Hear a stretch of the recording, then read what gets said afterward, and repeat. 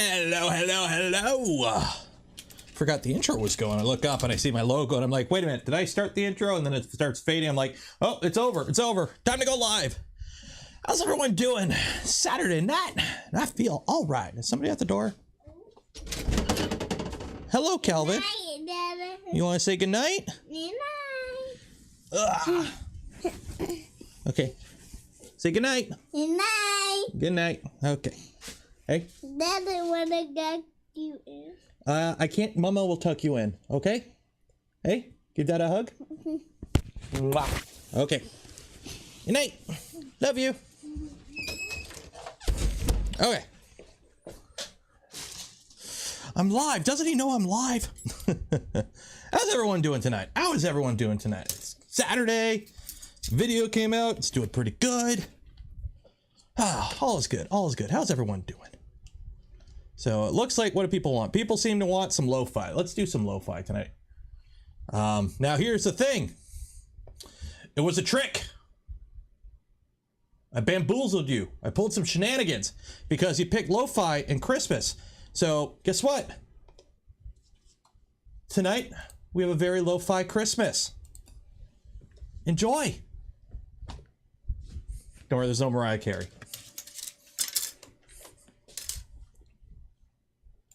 I bamboozled you. I pulled a fast one. There we go. So how's everyone doing? So yes, finally, after, when did we start this build? When, let me pull up the YouTubes here. When did we start this build?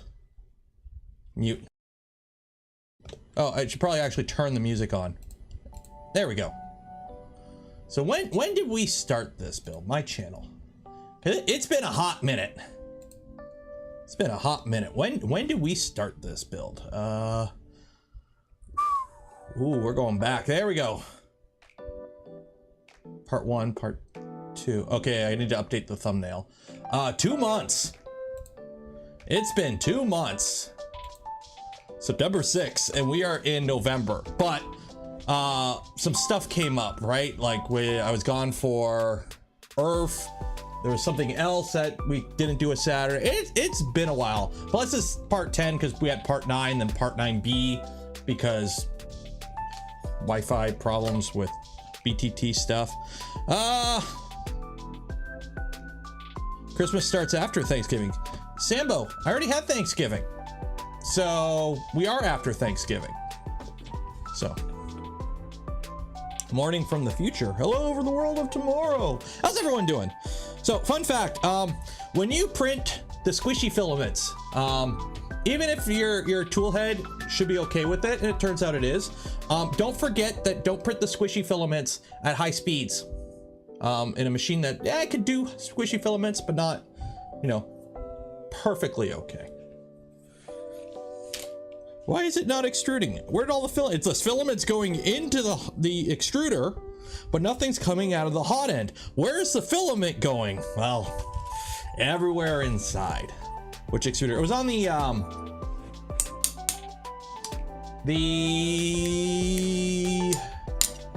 SPOOL. The SPOOL, yeah, the SV06. Because I'm faffing about with this frame here for an FPV. And I know these parts aren't supposed to be printed out of TPU, but I needed to test something on the SPOOL and TPU. So I printed a bunch of these parts in TPU. Look at that bridging. Look at that bridging. I printed it like this. A little bit of support in the middle, but the ramps were bridged. Not bad. So yeah, I'm trying to figure out how I want to build up this nano long range frame for an FPV. I'm thinking 2S, because I got a bunch of these 2S batteries. So instead of putting an 18650, which makes it fly like a bus, put some 2S on it, lighter and a little bit more chooch, but that'll be in a little bit. I want to do the printed frame first because this quadcopter design is designed like it's a printed quadcopter, and then somebody like went and designed a CF frame for it. So I want to try printing it, see how it handles, and then upgrade it to CF and see how it handles. That way I can get 2 videos out of the idea. So problem is quadcopter electronics, it's kind of like a 3D printer. Certain things don't get cheap if you build a small quadcopter. because it's like, you need 4 motors. A motor is a motor, a motor. Yeah, they're different sizes, but they're all about 20 bucks each. Flight controller, yeah, about 100 bucks. Well, there's like, I'm already at 200 bucks. It's like, dang it. Where's all my cheap? When I first got into FPV in 2018 and then never actually proceeded with it and all this stuff sat on a shelf, it was a lot cheaper back in 2018. Everything got expensive. Holy shit. Thanksgiving is next week. Oh, I know. I live next to the Yankee Doodle Land. I'm very well aware of when the season of people fighting in Costco's and Best Buys for deals is, because you guys give us good content when you guys open your stores on Black Friday. So I'm very keenly aware of when American Thanksgiving is. Get some FPV shop sponsor. I don't think my channel has that much pull, although the Polymaker, I hear you guys make some good filament, including some lightweight PLA. Maybe we can work something out. I don't know. Oh yeah, Walmart. Don't forget Walmart. Oh man, I remember the first time I went, because I'm from Canada. Detroit is right over there. So yes, we have Walmarts. We had Targets for a bit, but they all closed down. But the first time I went into an American Walmart, oh my God, they had the Coke aisle, they had the Pepsi aisle, and then they had the Mountain Dew aisle. Actually, it wasn't aisles. It was like one side of the aisle was all Coke product, one side was all Pepsi product, and then in another aisle you had like all the Gatorades and whatnot, but then the other row was just all Mountain Dew. There's a lot of different types of Mountain Dew. I thought it was just Mountain Dew. No, there's different types of Mountain Dew. Did not know that until I went to America Land. This was also in Alabama too, so that might have impacted things a little bit. Want to go to the Amish Walmart with the 20 bucks? I've been there. Actually, I don't know if it was Menards. Did you know you save big money at Menards? It was a Menards at Murph. If you've ever gone to Murph, Murph is in Amish country in Indiana, and there are Amish, and they have their buggies, and they hitch up their buggies at like the stores. It's kind of cool. Something's moving on my desk. Something just moved. No, something moved. Okay. Waiting on this to boot up. So working in retail store toys, I don't know how to work anymore. Yeah, I worked in a grocery store all through high school and into college.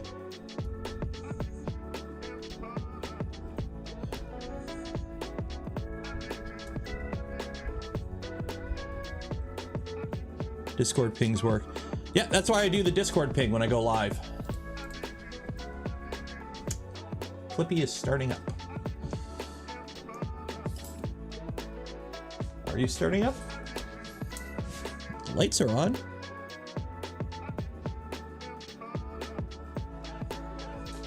Should be starting up.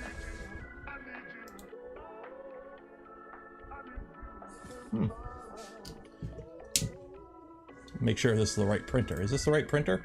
Okay, it's not connecting to Wi-Fi anymore, so that is the right printer at least. Oh, hey, Polymaker.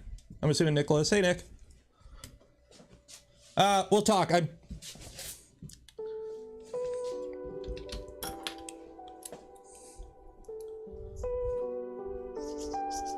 Alabama is a weird state full of super smart rocket scientists and engineers, but also full of crazies. Yeah, that's pretty much what I understood when I went there. There we go. Haha, it's alive. Okay, so, where did we leave off? So it's at Homes, right? Do we set the homing up? Whoa.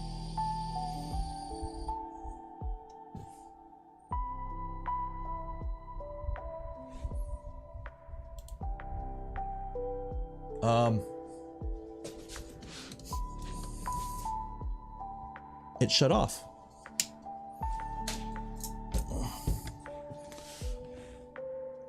Something happened?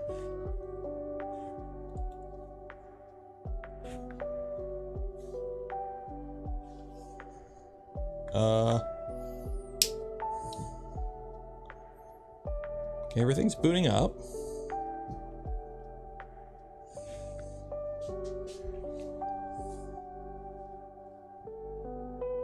Connected to the Wi-Fi.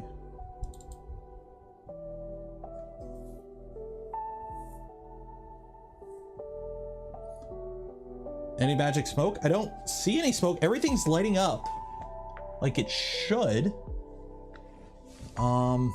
Site can't be reached. It's connecting, it's initializing. Okay, we're back in there, machine. Okay, I know the Z motors are kind of whining a bit, but what is the DFH? What are your motors rated for? What are your motors rated for? What are your motors rated for? Solid fork. Electronics. Where's your motors at? Where are your motors at? I want to make sure I'm not running the motors because the config I'm running is how much juice am I giving these? 0.6. They should be okay. They should be okay. 0.6. Motors.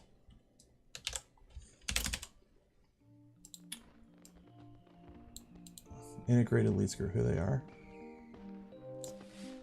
Because they are kind of whiny. They're very whiny, and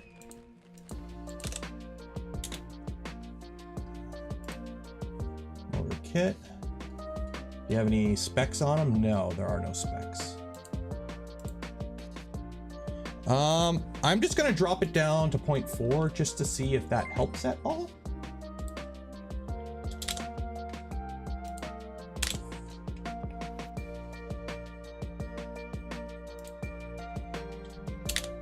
Prescription for 3D printing, $4.99. Message retracted.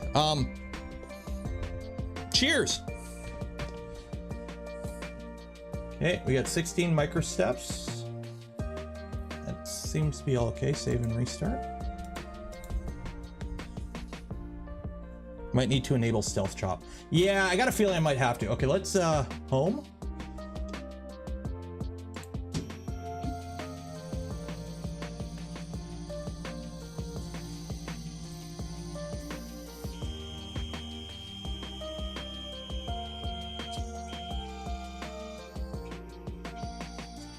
Okay, yeah, they seem to be okay.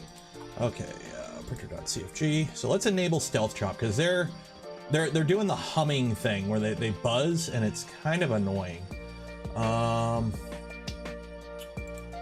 Stealth chop threshold 9999. 9999.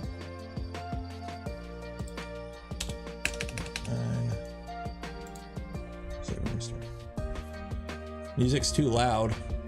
What's wrong with the music? The music is at the same level it was on yesterday's stream. Okay, there we go. Much quieter.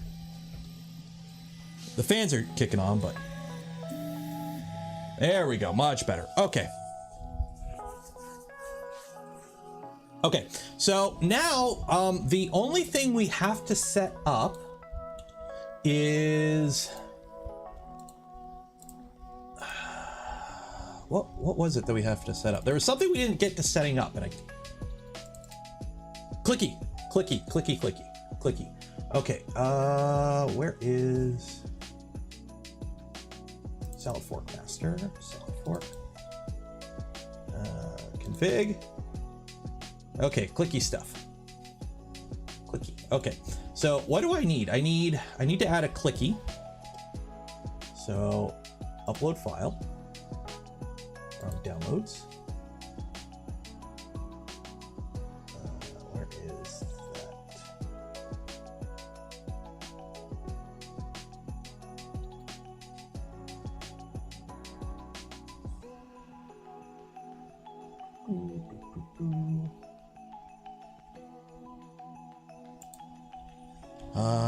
Salad fork?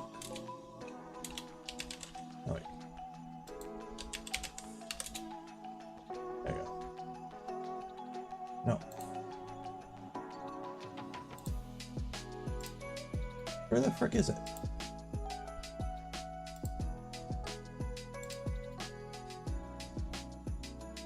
Downloads.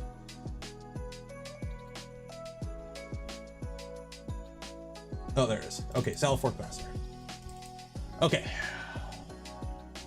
Config. There we go.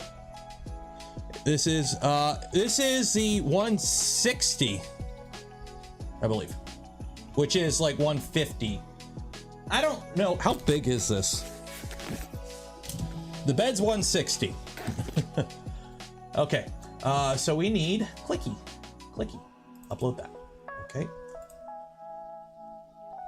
Now, does clicky have more than one?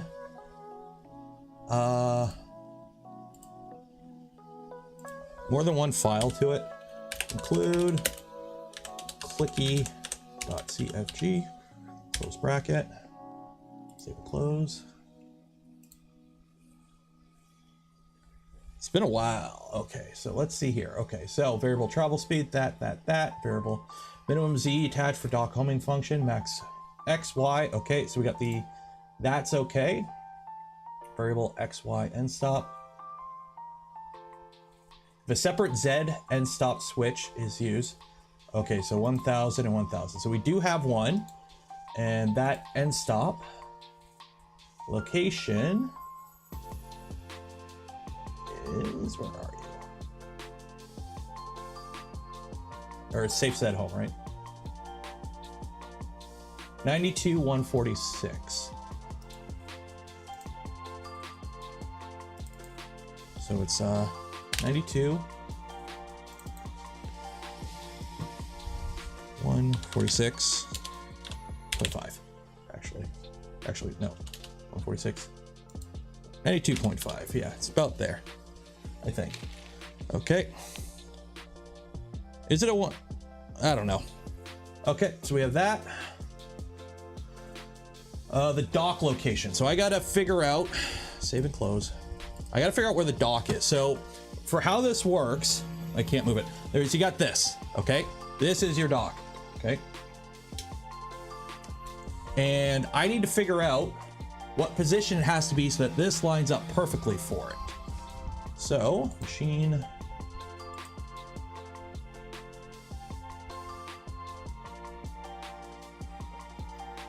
Okay, so X, Y, and okay, so it's, I gotta figure out all the X and the Y. So we are homed, okay. Let's go to the left. Let's go a little bit, okay.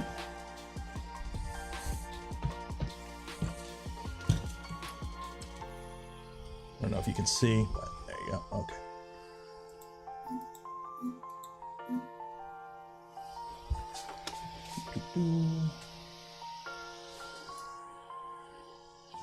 I wish there was like a little line that you could do just to line it up better.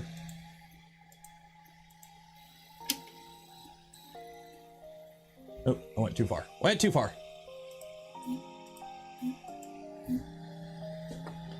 Okay, so I need to go to the right. Okay, now I need to go back.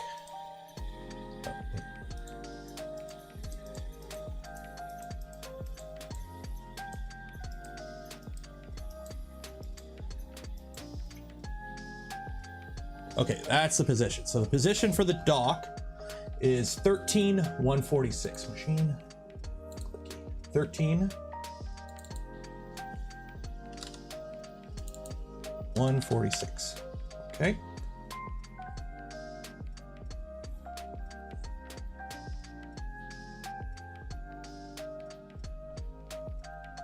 Save and restart. And I'm probably gonna yell at me, because there's something I probably got to disable. Yeah, homing, all right. Okay, so I got to disable safe Z homing. So printer.cfg.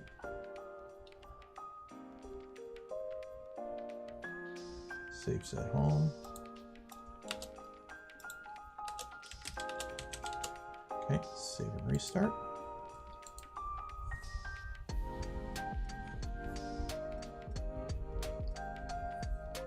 Probe, calibrate, and G-code macro reading.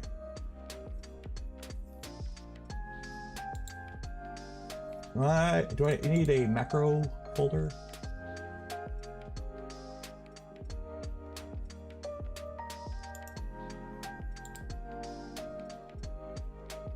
One second here. I'm missing something. Yeah, sure, we'll add that one.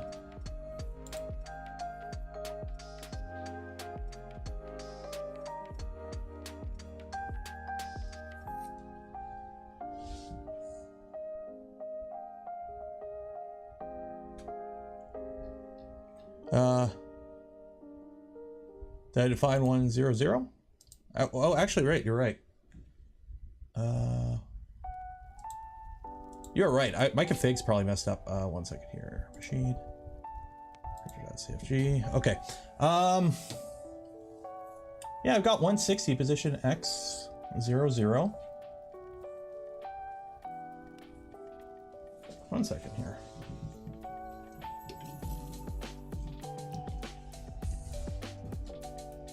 Position min 0, 160, 160, yeah.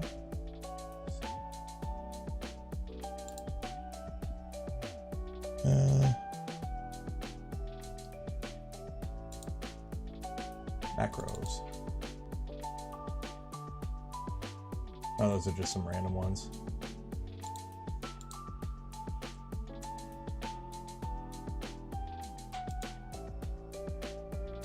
Okay, existing command probe calibrate not found. So I need probe calibrate, which is in here, I think.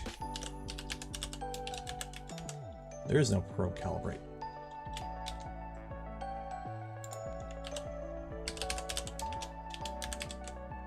Yeah, there is no probe cal. So it's not that folder. That is for the other thing. So 1 second here. What is probe calibrate? What printer do I have that has clicky? That one. Oh, this one is I'm having issues with. For some reason, my LDO V2 won't connect to my home network right now. And I don't know why. Unless they're all in that clicky command. Yeah, let me probe calibrate.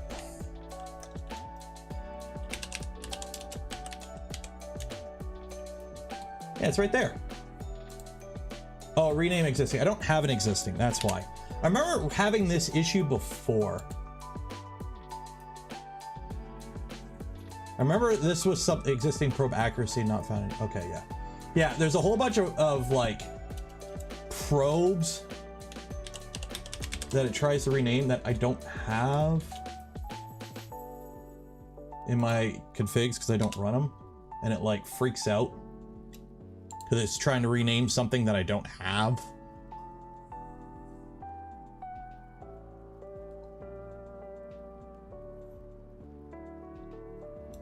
Well, how many? Oop.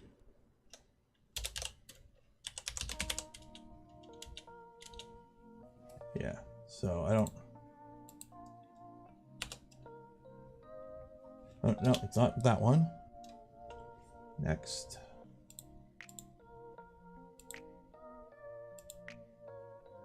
Probe calculate, yeah. Which one is it yelling at me about? Bed mesh.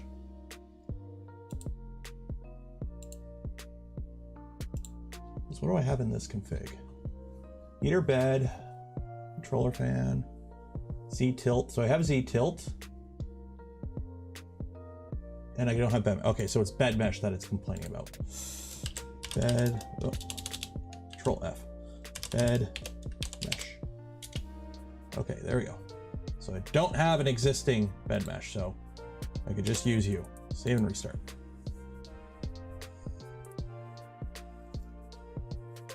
There we go.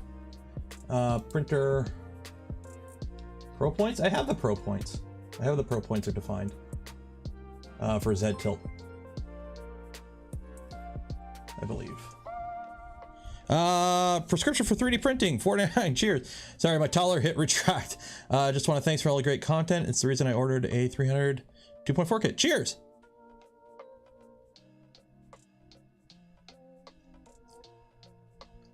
How about that Polymaker filament? Well, if you want to get some of that Polymaker filament, one, you can go into the description. There's an affiliate link. You can purchase some. That way you can get a bunch of it. It also helps the channel out. Doesn't cost you anything extra. Or you can enter to win a spool, because we give away a spool every stream. Okay, so I think we're okay there. Let me check clicky. Dock position, we got that. Got that, okay.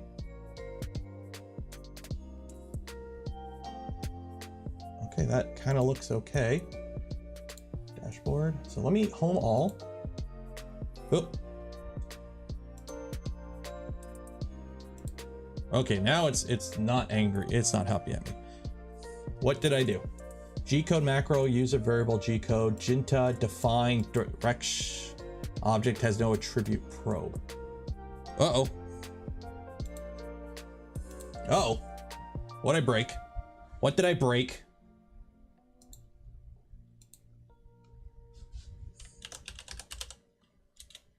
What did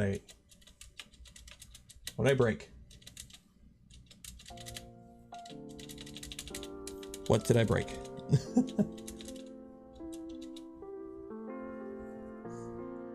Save and restart. Maybe it's just there's no probe. I have a probe. Printer. Do I should have a probe. Oh! Yeah, I guess it would help if I defined a probe in my config. Okay. So let's actually define a probe. So probe, ductive probe, select this. Yeah, it would help. Okay, so for this, the probe is plugged into, wait. We have the probe plugged into, it's in this opposite of my X. Right, because my X is there and it's PD4, and this is the Big Tree Tech EBB 36 GitHub, and it's this one. Where is my images? Where's my pinout? Where's my pinout? Where's my pinout? There we go. Okay, there it is. So this is the V2. Where's the V2? There you go, V2. Okay, V. Okay, so it's not.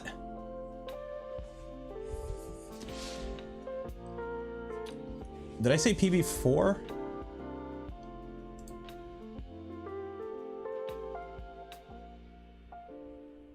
Or is it Y? X, yeah. X, yeah. End stop pin for my X is PB5 there. So PB6. So TPB6 is my probe pin. Okay.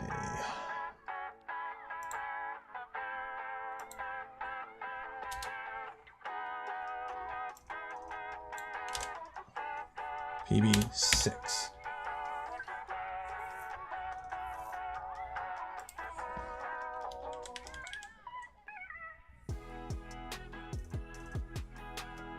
Do I need it? Okay, wait. Heater bed. Where do I put the probe? What is the config look like for the semantics?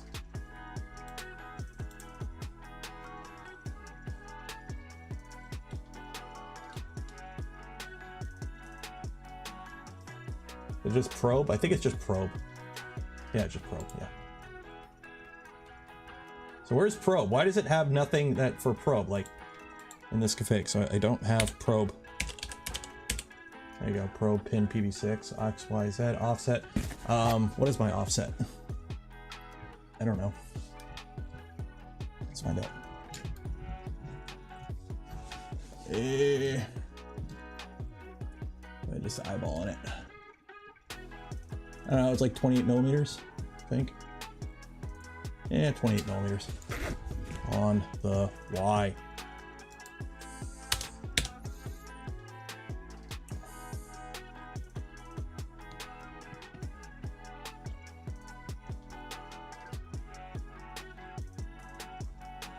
Save and restart.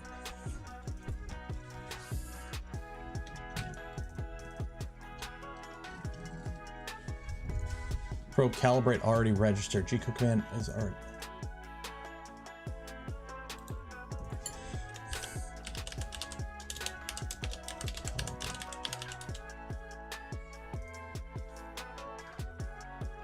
What? Probe calibrate once is already registered.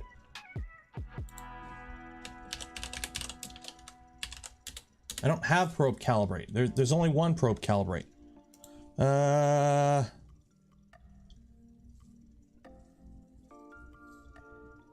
What the heck is going on? Oh yeah, I gotta check this, make sure it works. Machine. Where is... Oh, I can't do it while it's doing that. Trying to figure out why it's yelling at me.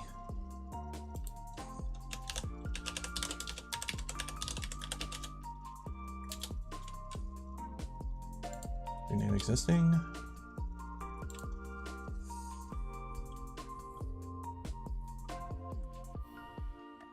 Probe accuracy is already registered.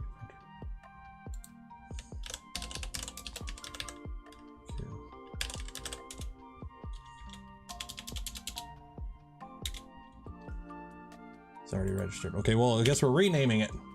Save and restart. Initializing. There we go. Okay. So end stops. There we go. Probe is open.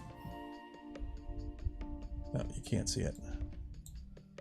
And then I click it and it's triggered.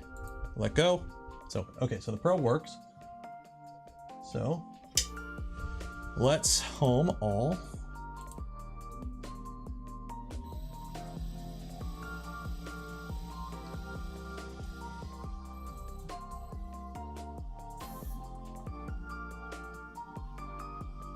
Why does it think it's at 146?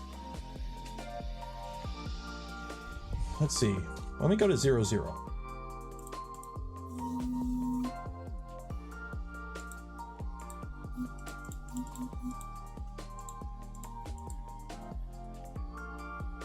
Is my XY motion off? My XY motion's got to be off.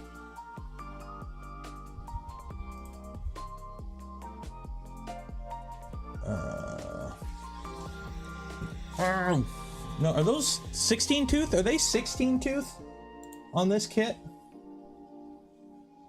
Oh, why are we at 32? I want to do 16. Why are we doing 32? And rotation distance is 40. Shouldn't it be 20? Are these 16 tooth or are these 20 tooth? No, those are 20 tooth. What am I looking at here?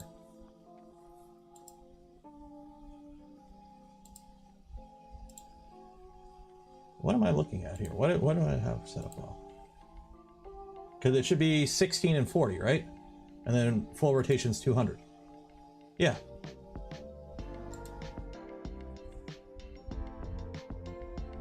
I made this from a Trident config. I know.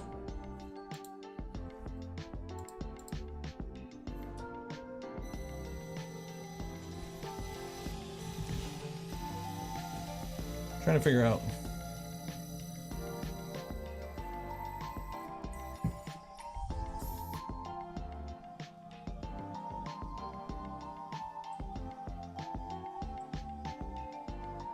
Yeah, I'm not getting full travel here. Okay, so how much am I moving? So if I tell it to move,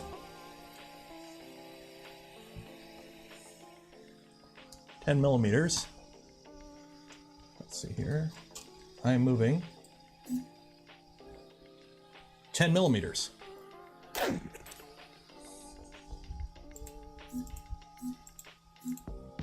What the heck is going on here? What the heck is going on here? Okay, move back 100 mil.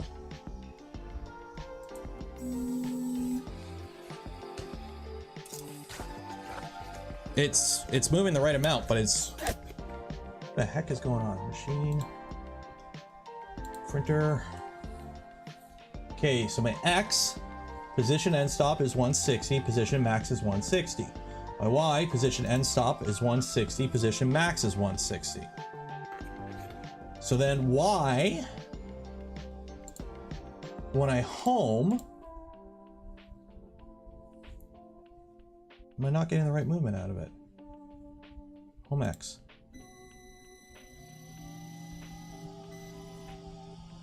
Okay, that's 160. Y. 160. Okay, home all. Okay.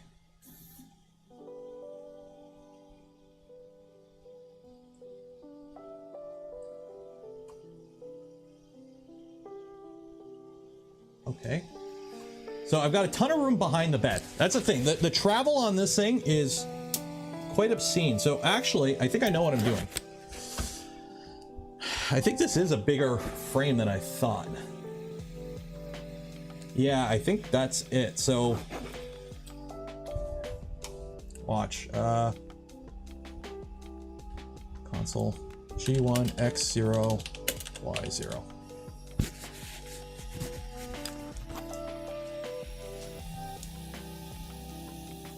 Yeah. I got a 180 frame.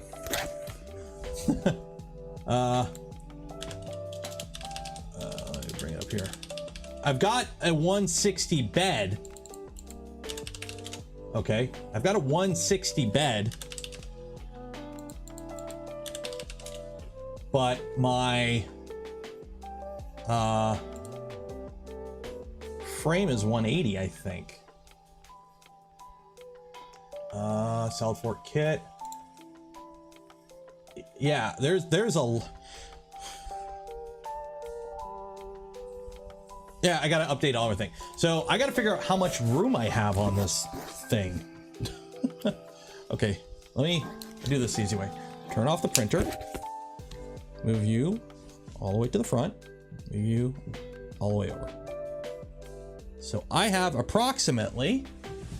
got my scale. On the Y,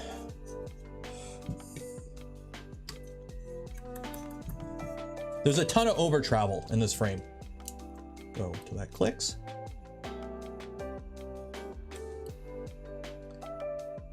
Like 190. I've got 190 on the Y. And where are you? You're underneath. And 165 on the X. Whew. So 190 on the Y, 165 on the X.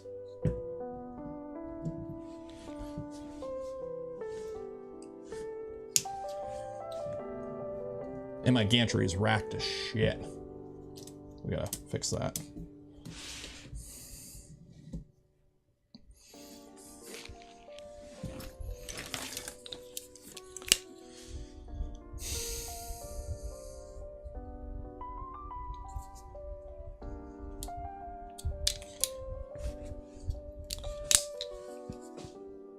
The thing is, I knew about this last week. Like, I made a mental note of this last week. Then I'm like, I'll just put in 160, 160, and then I got to update it. And then I completely forgot.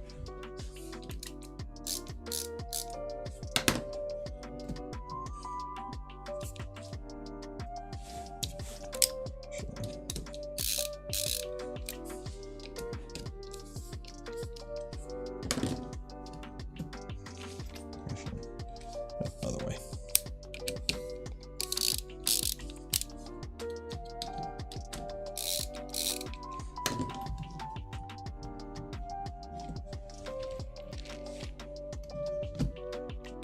Decent amount of racking on that.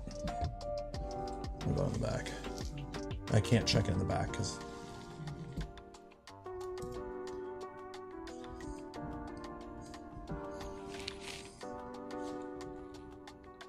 Wow, that's really racked. Okay, I'll fiddle that out later. Let's get this sorted out though. Okay, so what do we got here? Machine, printer.cfg. So position and stop is on the X, it was 165, right? So 165. 165. Okay. And the Y was 190 and 190. Okay. Save and restart.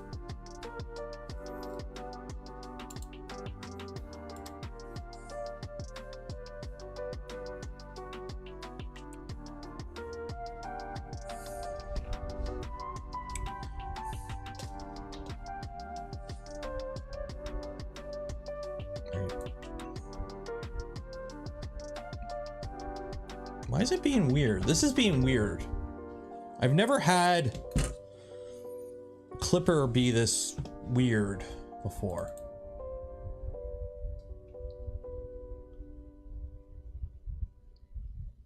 Why are you being weird, Clipper?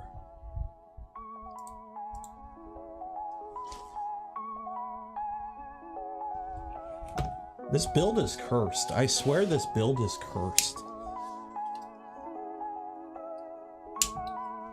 Try this again.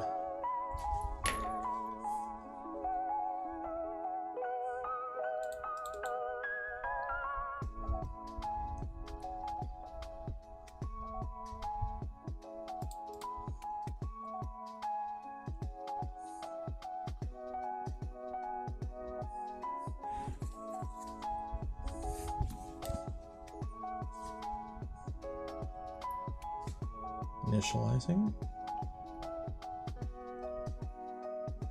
Okay, so home X. And it just turned off. Yeah, shut down. Why'd you just shut down? Clippy state shutdown. Lost communication with MCU. T.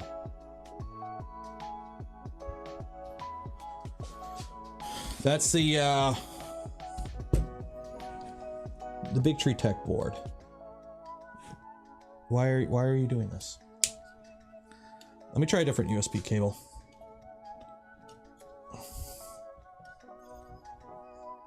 Anything hot? No, nothing's hot.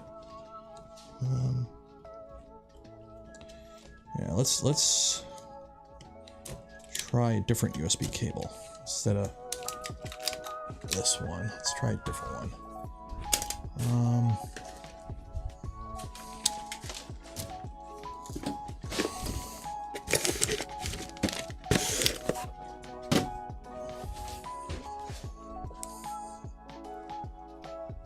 Yeah, T's the CAN bus board, which is connected via USB to the Manta. So I'm wondering if it's just been funky and that's why we've been getting these weird glitches, because it's like a communication issue.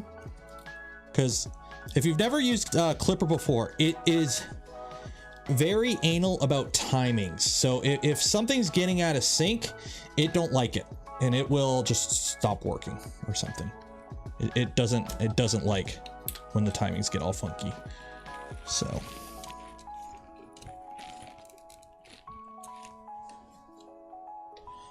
and these Z motors are hot. Okay, well, let's do this again. Drop the current on the Z again. Let's the X and Y. X and Y are fine.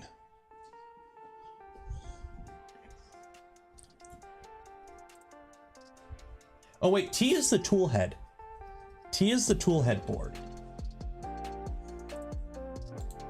Let's try this again. Yeah, so it's connected by a CAN bus. So you got a USB connection down there, and then you got the 4 wires. And these wires aren't twisted. They're like super fancy wires. So they shouldn't be twisted. Okay, home X. Okay, that seems to be okay. And Y.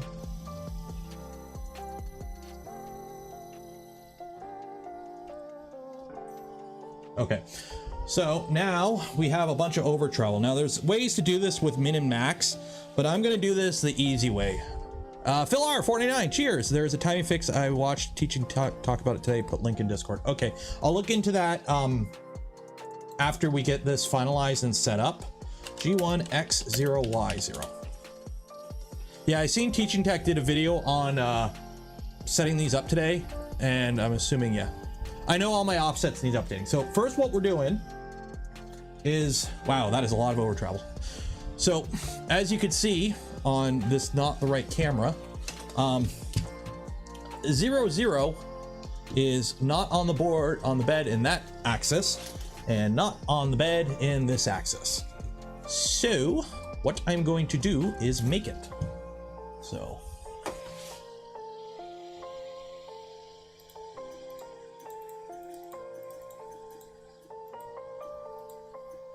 okay, so Y looks okay. And my X is this one here.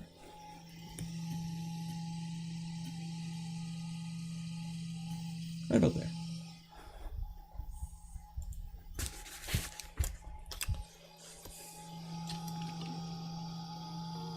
Are you on the bed? You're on the bed. Are you on the bed? You are on the bed. Okay. So we're on the bed at 3 and 11. So machine, printer.cfg. Oh, wait 1 second. So it's 3xy11. Okay, so printer.cfg. So on the X, -3. And then on the Y, -11. 39. 39. So now, when I home and I tell it to go to 0, 0, instead of going past the bed, it'll go to the corner of the bed. Now you could do position mins as well. So you can have, if you really wanted to, if for whatever reason you need to travel in front of your bed. So say for example, you had a brush, you can still have, what you would do is in your printer.cfg here, you would do position _min equals -3. At least I'm pretty sure. It's been a while since I've set this up. And for the Y here, or the X, oh wait, no, that's 79. You think I would, know math by now. 79. Min -11. There you go.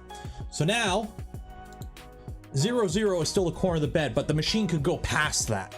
Okay, so say for example, you had a brush in front of your bed, so you could tell it in a macro to go in front of your bed, but when you set up your slicer, it still is based off 0, 0.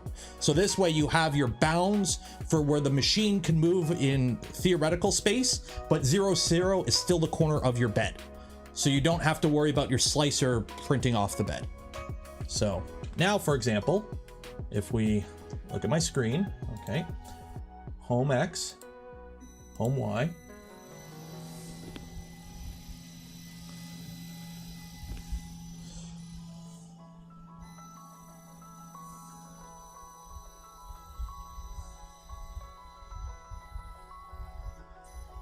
okay, so now when I go G1X0 mobile,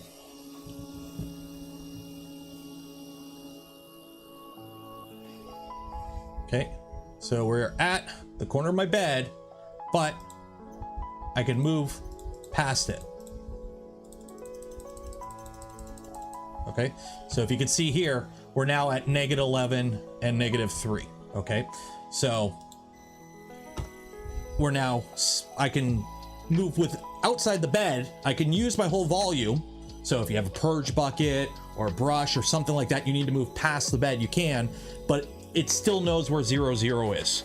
So when you're in your slicer, you don't print off the bed. So on the plus side, you just set up your slicer. So yes, I can move to, 189 safely, or 179, 189? What did I do? Yeah, so I can move to that. I have 190 of Z, or correction, I'm talking about this wrong because I moved this down 11. That's right. Yeah, 179 because it was 190. Yeah. Okay. So even though I'm at 179 and the machine can move to 179 and -11, in your slicer, you set up your bounds as the bed, 160 by 160. So it won't print off the bed. There you go. Easy peasy. Okay. Can you do that in a positive direction? Yeah, this is exactly how it's set up in a positive direction. So positive is just positive. So we still have, if you look at your config, you still have 190 millimeters of travel. Just instead of it going from 0 to 190, you now go from -11 to 179. So you can move -11 millimeters in front of your bed, and you can move to +179. Now, your bed's 160 by 160, so those last 19 millimeters are off the bed. So when you set up your slicer, you just set up your slicer until you have a 160 bed, because 0, is the bed corner, front left, and 160 is the back corner of your bed. So in your slicer, it will never generate any G code unless you have like a start stop script that does it. But in your slicer, when it slices everything, it will never spit out G code that has you travel outside the bed at that point. So, okie dokie. So we got all that set up. Now I gotta refigure out my positions for everything. Okay. Yeah, I'll just use this camera, whatever. You know what I'm doing. Okay, so.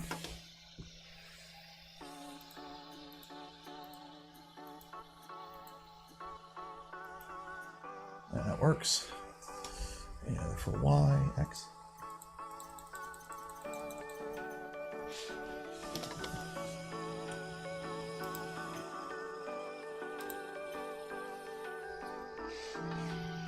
Okay, so it's 95 and 165. So machine, clicky.cfg. 95. 165. Okay. So restart. I didn't have to do that there, but I did. So let me just double check with a home all.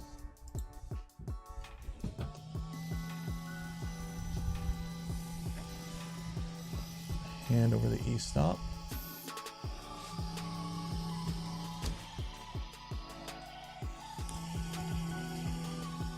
Okay, I want to move that X over just a little bit. Machine. Clicky.cfg. The X, I want to do like 94.5. So restart.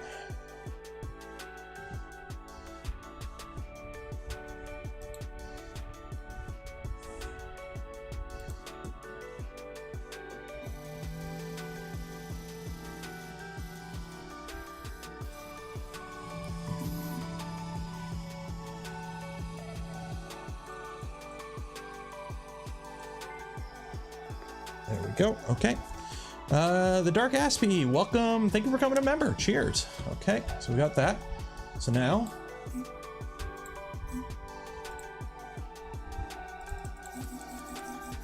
Okay. We need to line up the bed probe.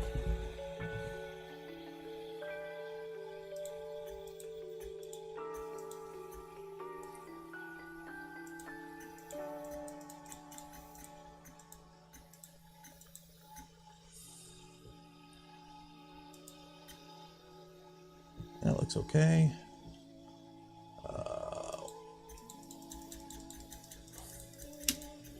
Okay, there we go. So clicked.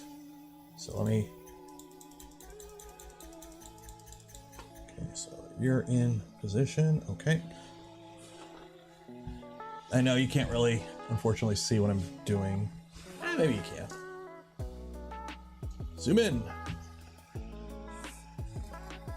So the dock, we got to line it up. So what I do is you attach the probe and then you guide it in.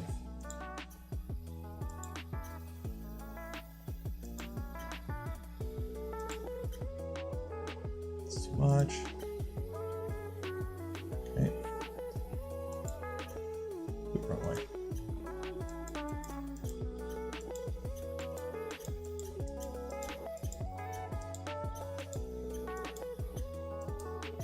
There we go. Okay, so probe position is 14.5 and 165. So probe position. Where is it? Where is it? 14.5 and 165.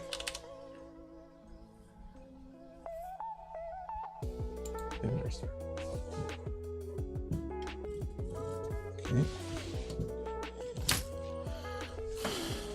And let me just kind of fix my overheating Z motors because they are getting warm.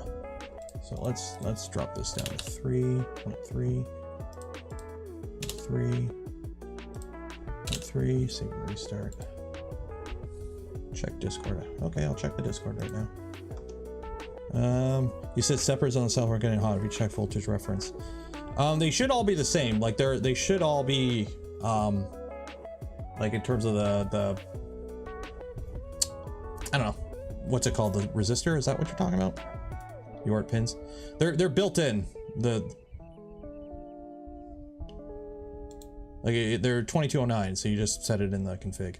So I'll just drop it down a little bit so it's not as toasty. Okay. So we got that, got that. Okay, so now home all.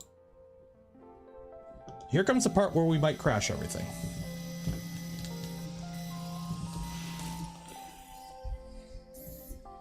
Okay, so home all.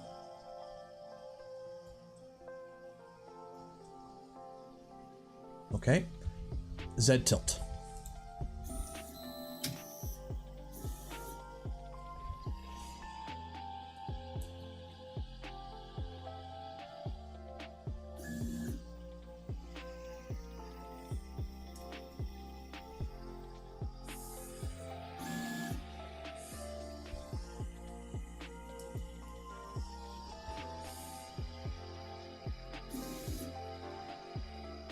Seems to be working.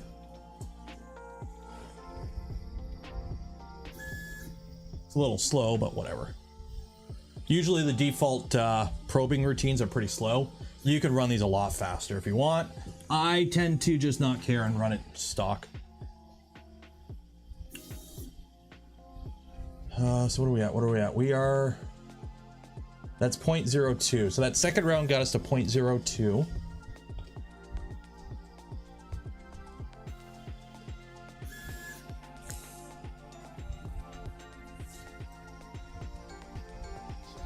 .0025, and then that'll dock the probe, and then we're done.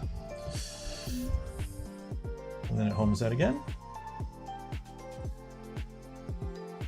And we're good. Voila. Now what I'm also going to do is steal some stuff. So printer.cfg. I wish for some reason, I don't know why my LDO V2 ain't connecting. I don't know why it's not connecting. It just all of a sudden, it just doesn't connect anymore. So I don't know if my home network's being a pain in the butt right now or what, but like I have my printers just like, even this one won't connect. Why aren't you connecting? Yeah. Where's that switch? There it is. 1, 2, 3. Boom. So only one probe. You can do multiple probes and average it out. But usually the amount you're averaging out is little, like is nothing. You're like 1 micro step. So usually I just do one on most of mine. I just do 1 probe in each like location, because how much is the variance really going to be? So how many devices on my router? Well, I should restart my router. It's been a while, but it's also a ubiquity mini money router that can take a lot of devices. So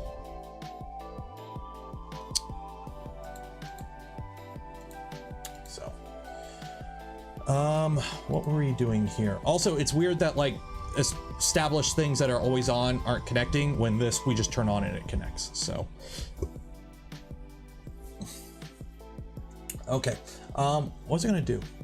Macros. I don't have any macros. Where's my macros?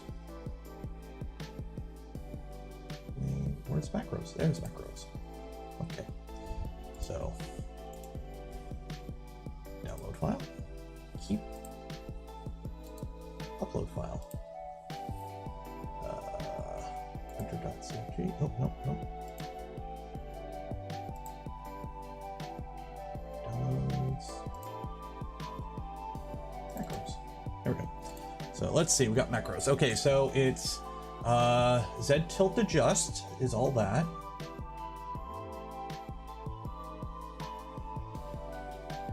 So I'm not going to do the Z tilt adjust because we already have this in the other file. Print start. This is what I want. Okay, so my print start basically. Okay, so print start. That homing does my purge line. We're good there. Okay, and then bed mesh profile load default. I don't have a bed probe, but get rid of that. I don't have a bed profile on this machine. There we go. There's my purge line. Okay, print N. Go move the nozzle, remove stringing, blah, blah, blah. My park position is right here. So this is what, 160 by 160 is what, 80? So X 80, Y, oh, cancel. What am I doing?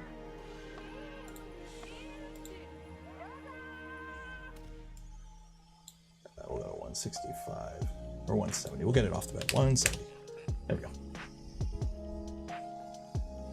8 plus 8 is, yeah, 80 is in the middle. Yeah, there we go. Okay, so save and close.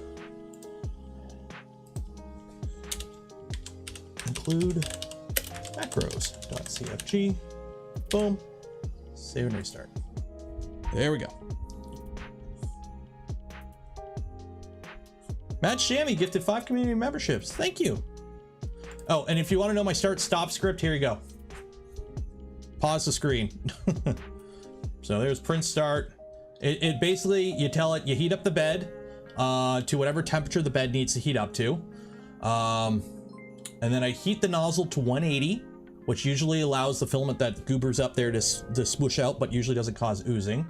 Turn the print fan off for some reason, just make sure it's off, I guess. I do a G21, which uses millimeters, G90 absolute coordinates, and then what is it, extruder relative mode, sure. I know, I copied a bunch of this from somewhere else. Do a home all axes, then I don't know, I move to there, I guess. Then I heat the nozzle to the final temperature. Oh yeah, so basically it does a rough home with all the stuff out of the way. Does the probing, does the Z tilt. Where's the Z tilt at? Oh, I gotta update that. I gotta update that too. Because in here, I renamed G32. Where's G32?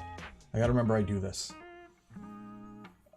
Probe, heater fan, idle timeout, safe Z home, no, Z tilt, bed mesh. There's something I have in here for G32.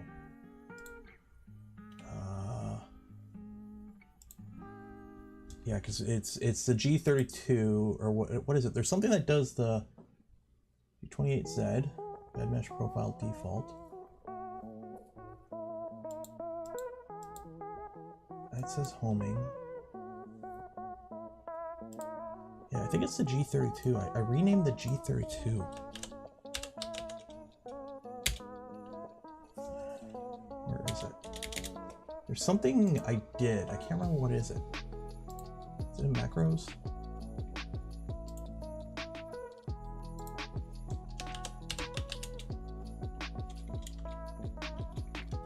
There's something, bed mesh clear, Z tilt adjust.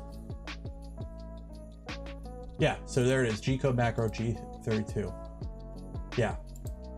So that's what I have, okay. Yeah, oh, so I did copy this over. Did I copy over my macros? I did not.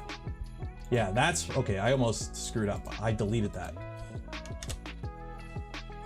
Okay, and that's the home position. Yeah, I deleted this because I misread it. Okay, so X80, Y80. Okay, so this makes my Z tilt adjust a macro. So it makes it G32, okay? So basically when it calls out a G32 here, it does a bed mesh clear, it does a home, my Z tilt adjust, and then it does another home. And then it moves it to 80, 80, and 30 off the bed, so in the middle of the bed. And then it continues on with the final heat up. That's what it was. That would have been bad if I didn't have that. Because it would have, well, actually, no, it would have got to G32 and would have crashed out. Oop. Contains no headers in macros line 7.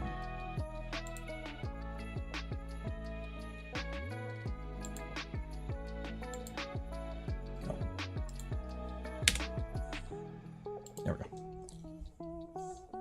The tools video is good. I want the OmniFixo. I love the OmniFixo. It's like I shake. Like I've got essential tremors. My hands just shake when I'm doing anything precise. It is what it is.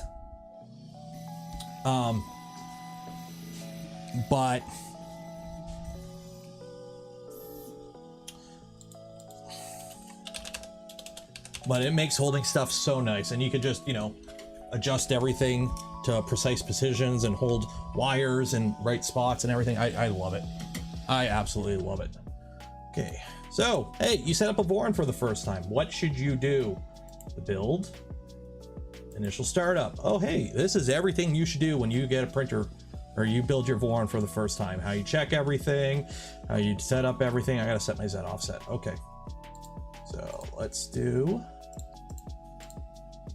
dashboard, G1, X0, Y0, or actually 80, Y80, Z5. So let's move right to the middle of the bed. Okay. Define point legacy, blah, blah, blah, Z, end stop locations, that, end stop, end stop. Query probe, don't need that. Probe accuracy, PID tuning, we'll get to that in a second. Bed leveling, bed screws, Trident, Z tilt adjust, cool.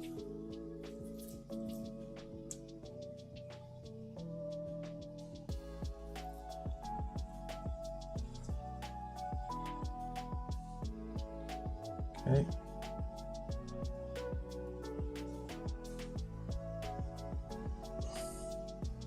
Okay, Z offset. So we've done that. Okay, run. I'm not going to run Z tilt again.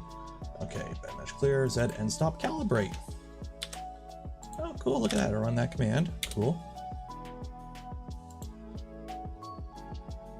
Test Z -1 until it's close to the bed.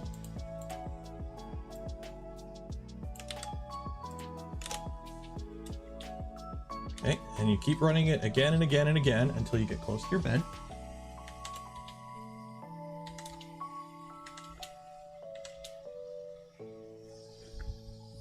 And then you get your piece of paper, which you should have a piece of paper because it's current year, and we level beds with paper.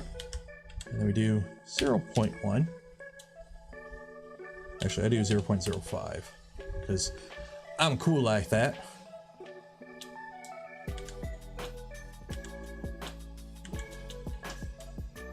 Okay, and then we get it till it's nice and snug. Okay, and then you hit accept and save config.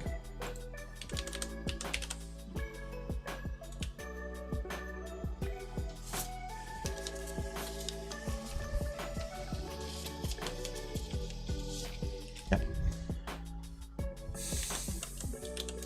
And then save config. Boom, done. There is a fancy macro that does automatic bed Z calibration. If you swap your bed plates, you never have to do it. But if you've been following Voron news, you can see this is good enough because I will be swapping all of my machines over to something else in the future. So no feeler gauge. Why would I need a feeler gauge? All the feeler gauge is, all you are using is basically a known distance between the nozzle and the bed. And with paper, if you measure, it's usually like what, 3 thou? 3 thou? 0.1, yeah. So paper is like what, 0.1 mil, which is about 3/4 thou, 0.08, yeah. So what you do is you come down until it just touches the paper, and then you come down to like another 0.05 or 0.1 mil, and then you save your config. Because the paper is 0.1 mil. It's 3 to 4 thou is paper. Same with tape. Like blue painter's tape is 3 to 4 thou. That's what we use when, you know, I'm spotting multi-$100,000 machines. So easy, easy. Okay. PID tunes, and we're good to go, I think. Are we good to go? PID tune? Yeah. Let's do a PID tune, and we'll send it off. So we'll PID tune the bed at 60 for now. And then we'll do the hot end, and then we'll go print.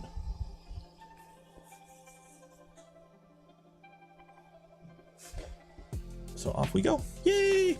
I need to get some filament. I don't have a spool holder for this. I gotta find a spool holder. Do I have a spool holder? I should have something I can use as a spool holder. Yes, I do. So we got that. My lights are flickering, so I gotta update that. I should have some PTFE tubes somewhere. Maybe in the other rooms. Code out here? No.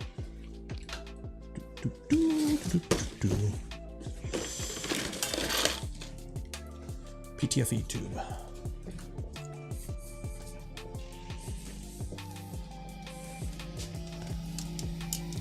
Good enough for now.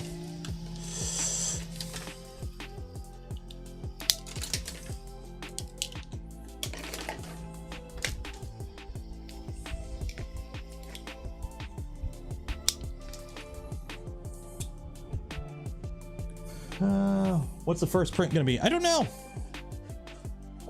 Might just do the Nero calibration cube. Why not? We'll see. I get some filament loaded in this though. What are we gonna use? Probably some Polymaker filament.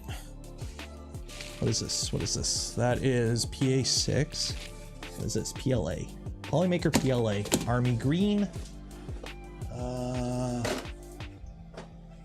Trying to think. I have a bunch of spools out. I'm trying to avoid opening more spools than I need, but I'm kind of bad at it.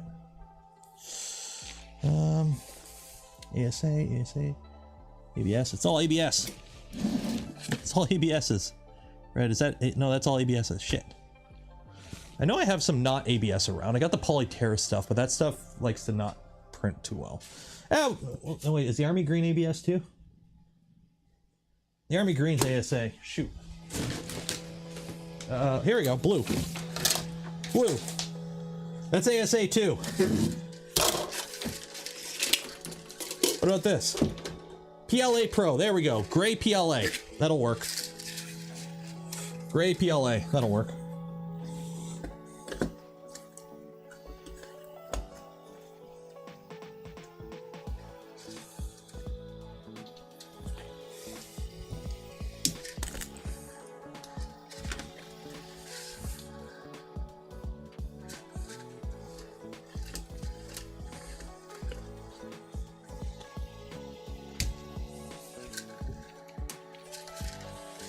I forgot how much I hate loading stealth burners, mini stealth burners.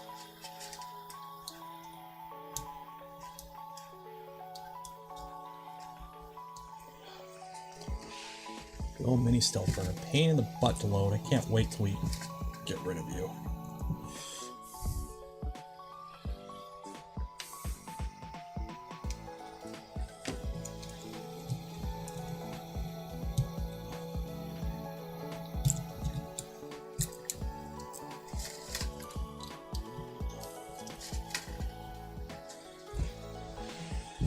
Literally doesn't want to get in your hole. Why aren't you getting in your hole? Oh man. When was the last time you used the switch wire? A while. Unfortunately, it's been a while. I don't do multicolor prints often, and I now have the AMS, which does it multicolor pretty dang good. But I just don't regularly do multicolor, so it's not, you know, something I regularly use. So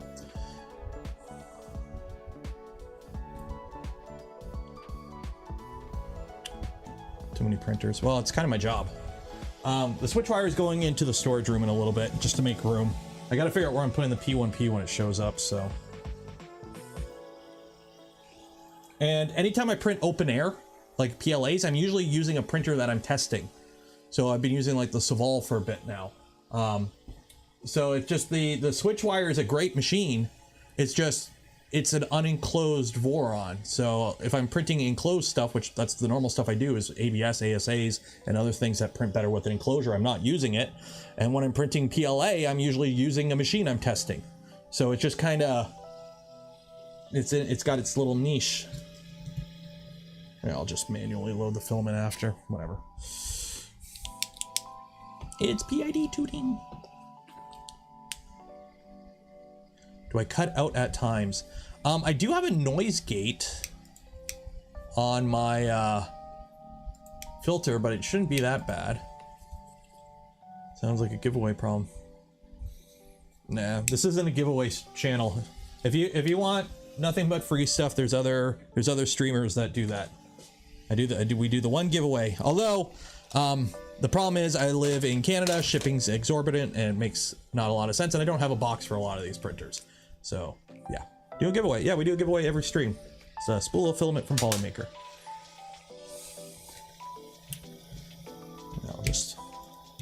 I'll just feed it in, let the gears grab it.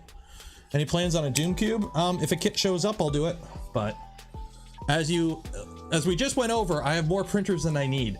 So pretty much any printers I do going forward, any builds or anything, is strictly content for the channel. And with the cost of some of these printers, it doesn't make a lot of sense for me to purchase them.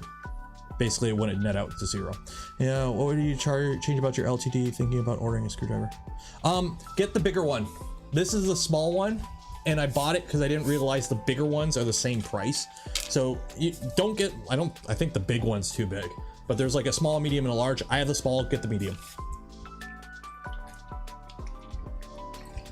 Other than that, it's the best water bottle I own.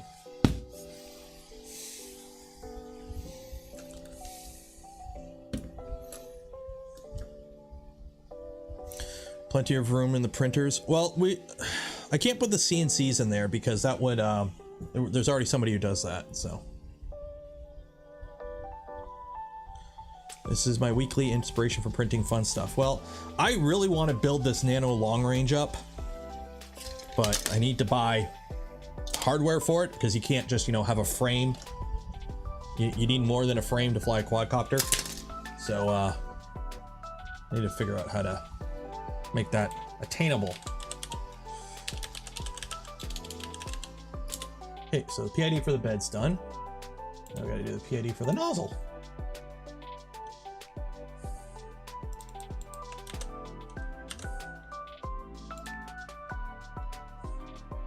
Okay, so turn my fan on a little bit.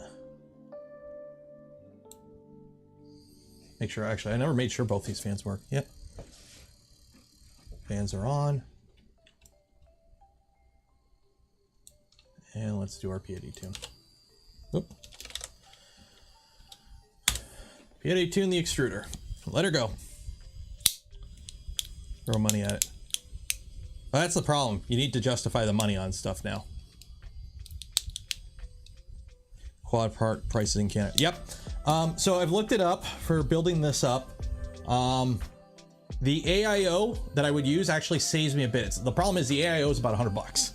So the flight controller, ESC, VTX, and ELRS receiver are all built in. And the cool thing is, it's literally this AIO. So this is my little Mobula 7 Tiny Whoop. It is literally the same VTX. It's the same AIO out of here. So this has a 400 milliwatt VTX, analog VTX. It's got an ELRS receiver built in. You can see the little antenna right there. It's that pyramid or that tower looking thing. That's the antenna. And it could do 1 or 2S, which, hey, 2S. But it's $100 for that. And then the motors are 20 bucks each. I need 4. And then I also need fans and a few other random things. So it's like a $250 to build like basically this. So no flight. I haven't flown in a week because it's been crappy out. It's been windy. It's been cold and windy.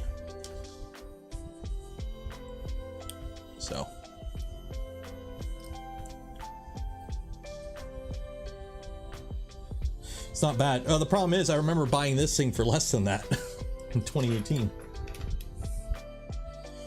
Look at that nice clean PID from Revo. Lots of eggs in one basket with an AIO FC. Definitely quadruple check every connection before powering up. Oh, I know. Well, it's all plugged. It all plugs in. Like the only thing you with it being an AIO, there's no soldering. You don't have to solder on a VTX or solder on a receiver. Literally, you just have the motors and the power. That's it. Although I might try to figure out a GPS just in case. Can I expense booze? We might. We'll see.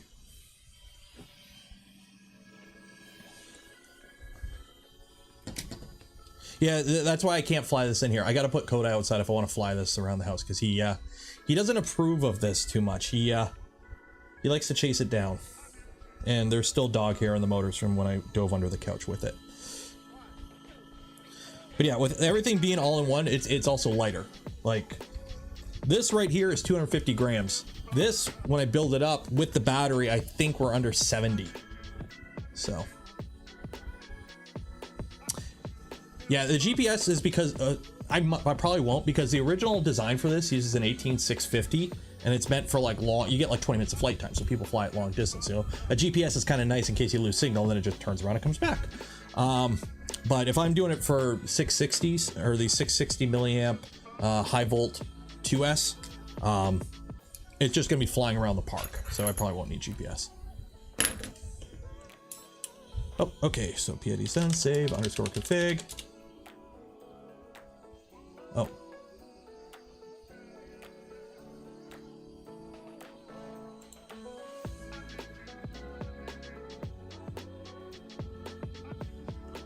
Why did you not save config? Section extruder option control conflicts with included value. What? Save config. Option control. What? Option control.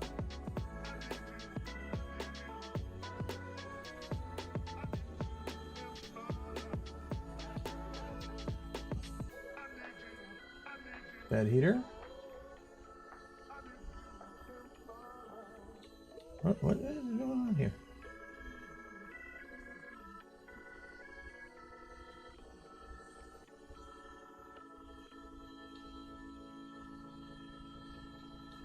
Oh, extruder's on the other thing.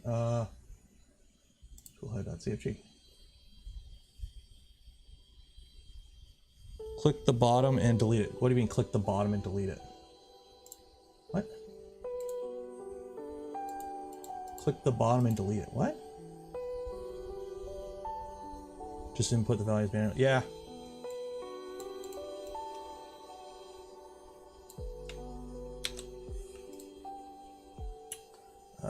Where is toolhead?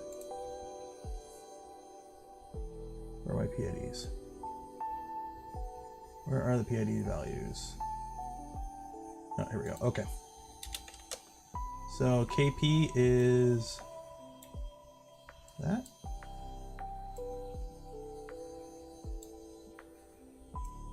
So delete all that.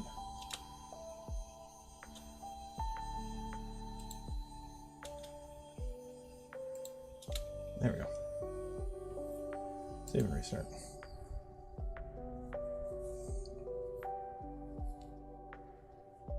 There we go. Cool. Okay, let's heat you up, load some filament in it, and get you printing. Heat the bed up too.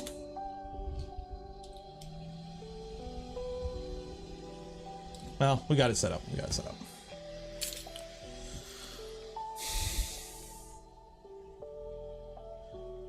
There was a bad batch. Wait, 1 second here. Started to fire my 2207 motor the other day, soldered a new one, and then burnt that one out since ESC got taken out with the first one. Oof. That sucks. Well, if we can get the extruder to work, because it's not really sucking in filament too well. So let's see here. Extrude.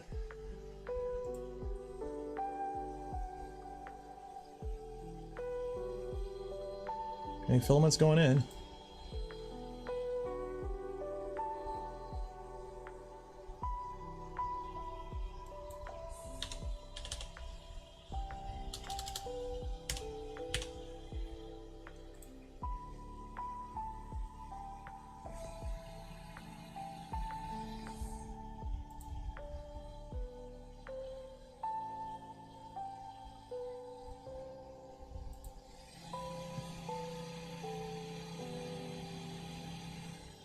Actually, I should probably measure this and make sure we're actually extruding how much we're supposed to be extruding.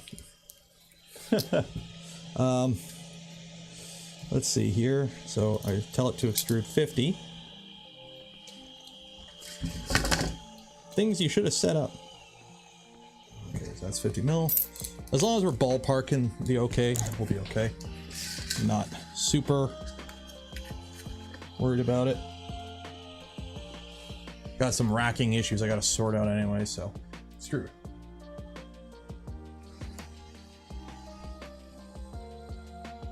Yeah, we're not extruding 50 millimeters. So we're extruding filament, but we're not extruding what we're told it to. Actually, no, filament length. How much are we extruding?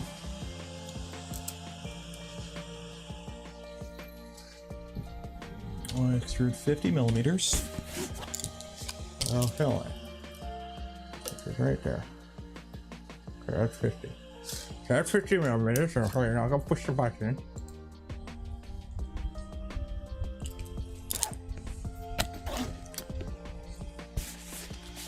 Yeah, we're not extruding 50. I told it to extrude 50, and we are extruding not 50.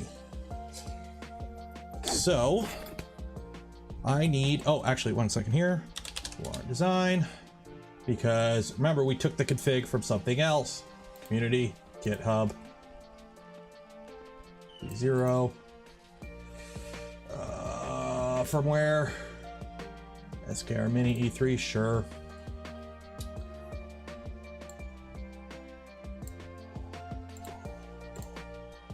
Machine.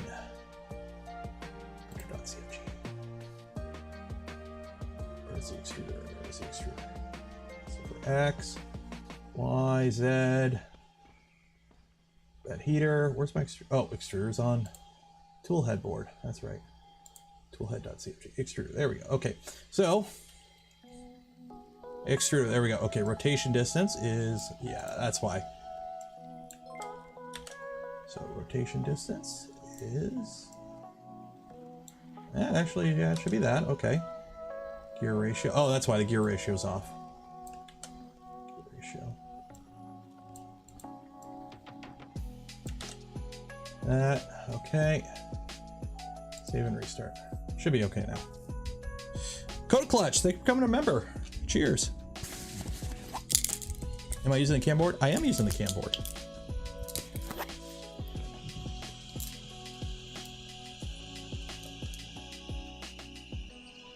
So that's 50 mil. So let's heat this back up and do another 50 millimeter extrusion just to verify that we are within rough spec.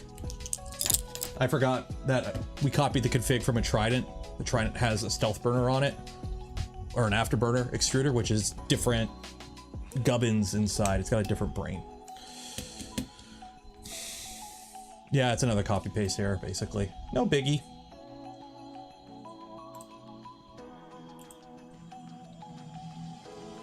That seems to be a little bit more precise. Stop. Good enough. We're within the ballpark. Okay. So, retract 5. Turn you off. Cool. Turn you around. We need something to print. Let's load up this. Okay, so 2.4 discard.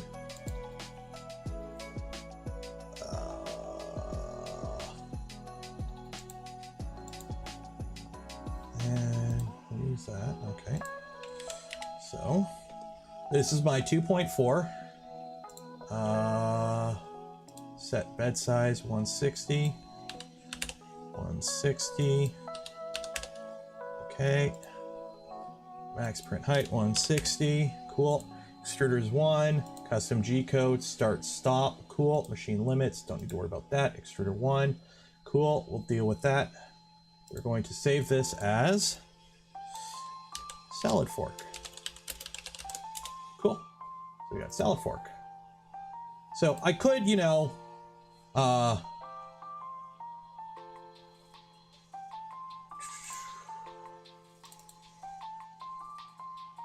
No, that's not it. Do I? Oh, 3D models. Like, I could do my... Where are you? Where are you? 3D. I could just do my cube. I might just do my cube. E3D cart.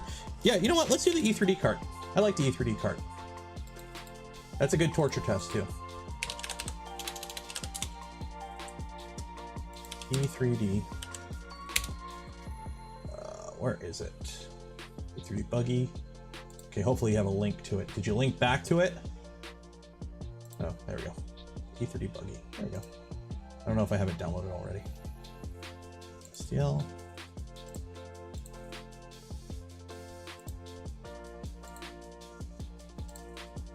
E3D buggy.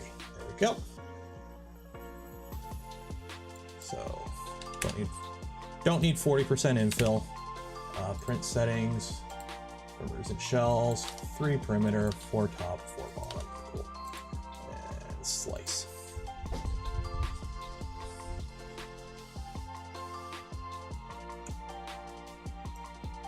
Yeah, that looks like it'll print. Cool. Filament settings, 205, that. Cool. First line, cool. Export G code. Save that. Enter, upload and print. Prints. Buggy.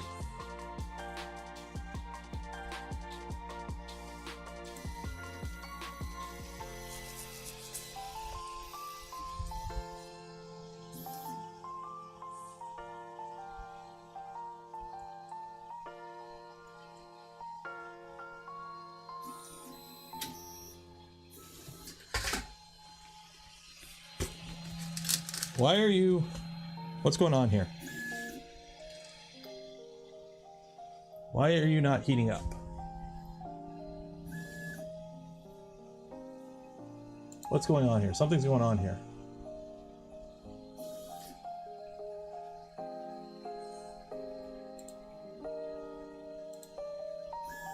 I got my macros in.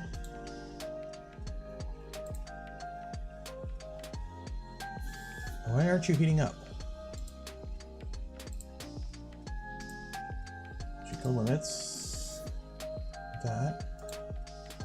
There's temperatures. Okay, why aren't you heating up?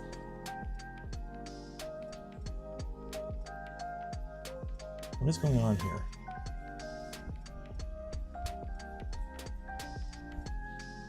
It's my V2 profile.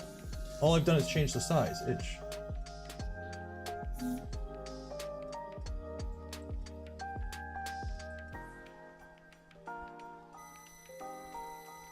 Kids.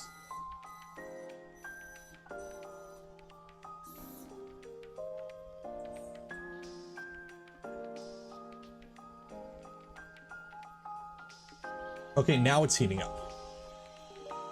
Okay, for some reason it's operating out of order. It's not heating the bed up. Why are you...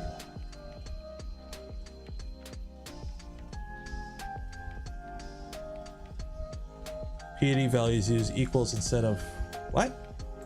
Machine.cfg. Yeah, the PID value. Oh, whoopsies. That might be a problem.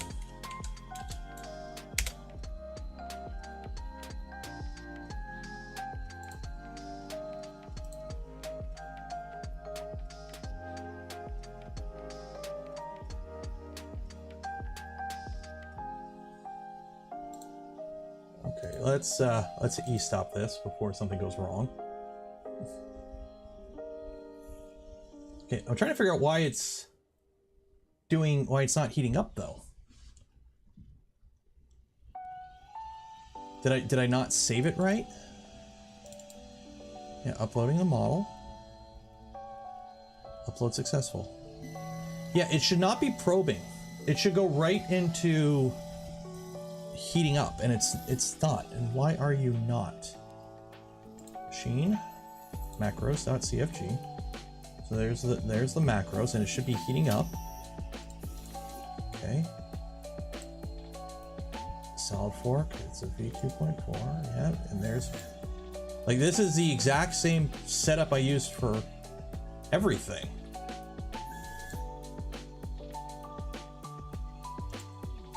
Maybe it's maybe that is breaking it.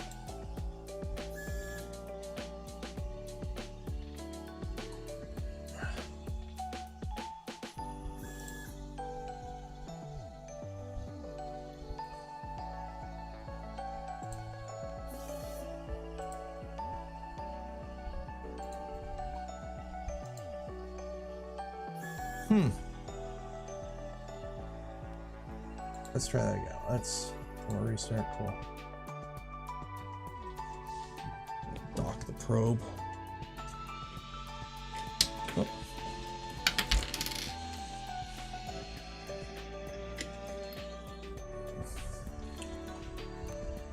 Upload and print. Why are you not reading my G code correctly? Yeah, no, it goes right into the probing. Why are you going right into the probing? Where does my print start? It's the same print start I use on every machine. Include macros.cfg. Yeah, the macros are right there. Printer.cfg. Yeah. Yeah, so here's my print start, where it heats the bed up and it preheats the nozzle to 180. But for some reason, it's going boom right down here to the homing. And I don't know why. Because this is the exact same setup I use on all my other machines. And it's maybe the default config. It shouldn't. It does. That's what it is. That's what it is. That's what it is. Emergency stop.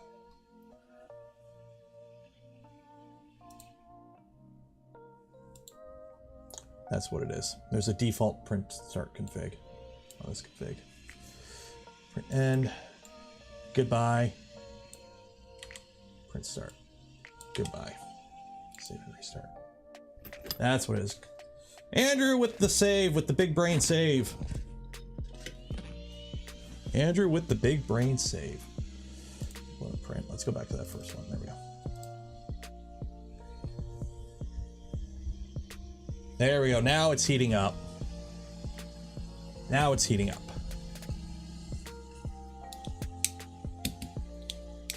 Yeah, there's 2 start G codes. That's what it was. Okay. Biggest brain. Biggest brain. IR genius. 2 start macros. That way it starts up twice as fast.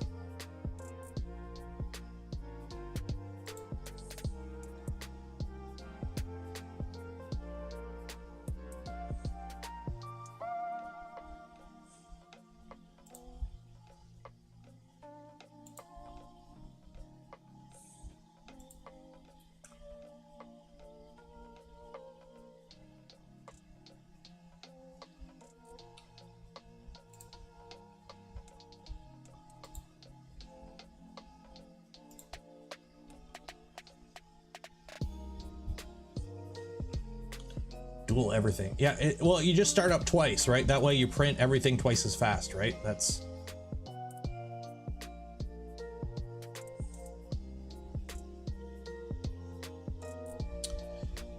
So what are we doing now? Okay, now everything's heating up fine. Okay, gonna do it right now before I forget. And get my... make the lights stop flickering G code on here. Because my lights are flickering. You probably can't see it on camera because of the refresh rate. But my lights are flickering and it's annoying. Was it PWM cycle time? Yeah, PWM cycle time. So if your lights flicker when your printer bed turns on, okay, go down in your config to your bed and add PWM underscore cycle underscore time to whatever the 2 dots are called. And then put a number. If you live in a place where your power is 50 hertz, put 0.2. If you live in a place where it's 60 hertz, put 0.016666 and just keep writing sixes because, you know, whatever. Save and close. That won't take effect until reboots, but yeah. Not on AC. No, it's a DC bed, but it still does it. So it's something you should, any large heater can do it. And especially with the questionable wiring in the basement of the house I live in, it does it quite often.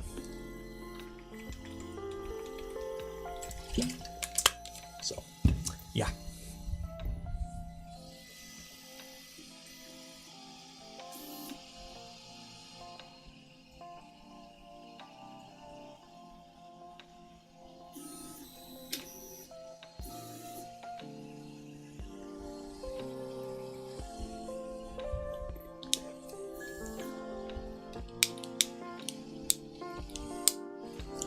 According to YouTube, now would be a good time to insert an ad. It is so bloody annoying. Every stream, it literally pops up like 5 times a stream, and I can't get rid of it. I can't get rid of it. It's this stupid. That would be a good time to insert an ad.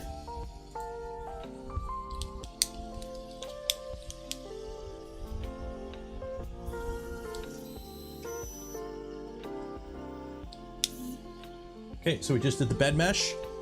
It docked the probe. I did my Z. It's homing again. I don't know why it's homing again, but it is. Okay.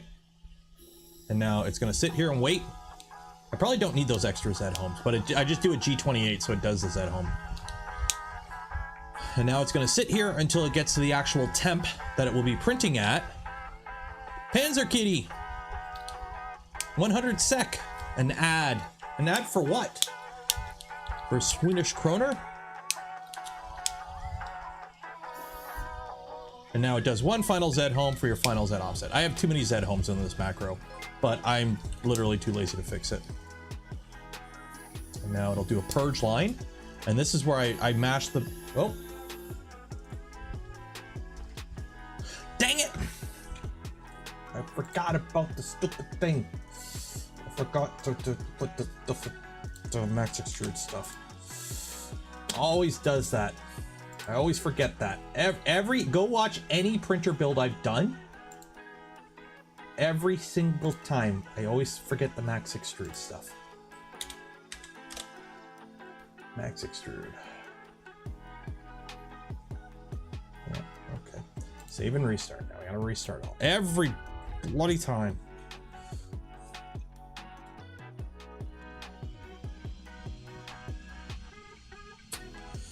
Okay, print it again. Do all the homing and everything again. Hey, the lights don't flicker at least anymore. It's abacus. Damn it, Beavis.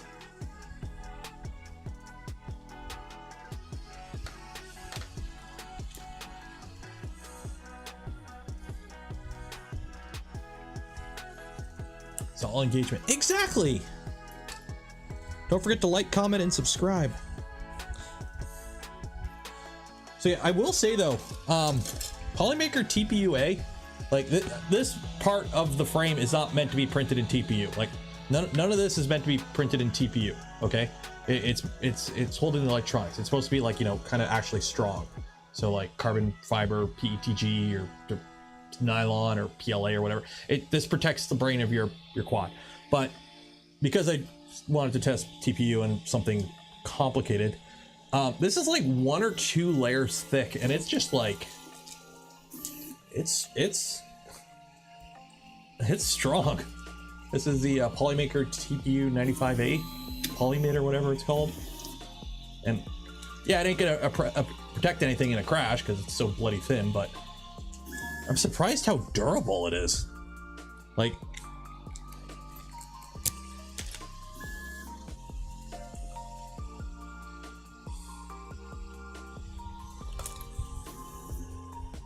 I just printed it just because. I needed something. Like, the camera's gonna vibrate like shake like mad on this, but it's stupidly robust. Can I link the macros? You know what? Here. There you go. Additive manufacturing, upload a file, downloads, macros. Here are my start, stop macros. Adjust, bed, see, tilt to whatever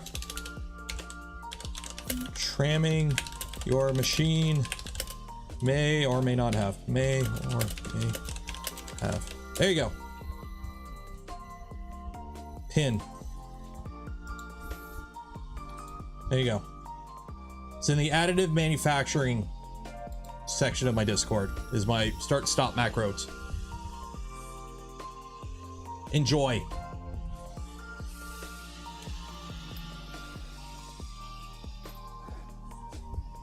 So what are we printing? Is this PLA? Yeah, Polylite PLA Pro. Well, I still have a ton. Like, I printed way more than I needed. I still have a ton of the tank treads from the Death Racer, and these are just they lasted, no problems. Okay, try this again.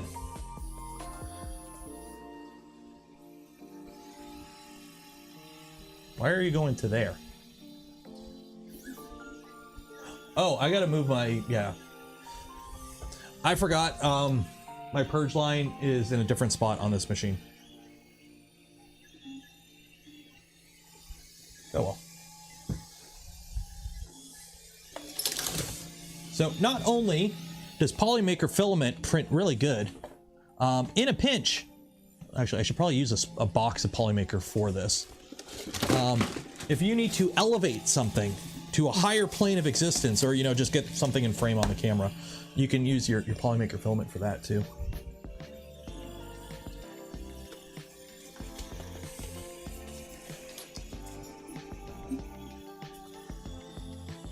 That is a, I could squish it just a hair, just a hair, just a hair. Otherwise, that's a very good first. Maybe just a little bit more.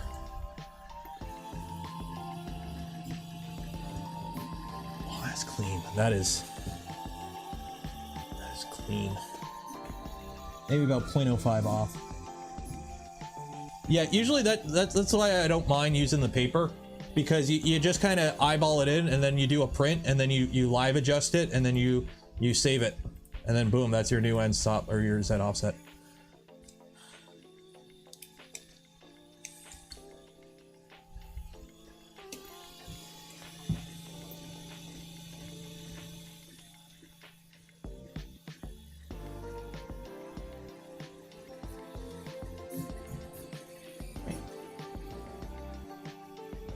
I wish I had my other one. I wish I could show you, because I've already printed one of these, and they print really, like, it's a good print. And you may be wondering to yourself, Taylor, why are you doing the skirt again? Because you can see, you know, we're doing the skirt. Why are you printing the skirt again? With the skirt, a good trick is print it, if you're gonna print with the skirt, which I usually do just to make sure the filament's flowing, because on most of my machines, I don't have to do a, my final retraction after a print ends is like a 5mm retract or something, and that allows me to literally, when the machine's cold with a Revo, just pull the filament out. It's out. Like, I don't have to heat up the nozzle to pull the filament out. One of the reasons I like Revos. So because of that, I'll sometimes swap filament, and I do a big fat purge line, and then I do the skirt, and that's usually with most filament enough to bleed out the old color. So that's why I do his skirt, right? I really don't need to do, you don't need to do a skirt and a purge line usually, but I do both just so I can bleed out that filament from filament swap, and it's not a lot of filament, so it's not like I'm really wasting anything. But with the skirt, sometimes, you know, it's a pain to get it off the bed. What you do is you print your skirt, you go to your settings and tell it to print the skirt 3 layers tall. So. Okay, let's fix this camera's focusing for your video.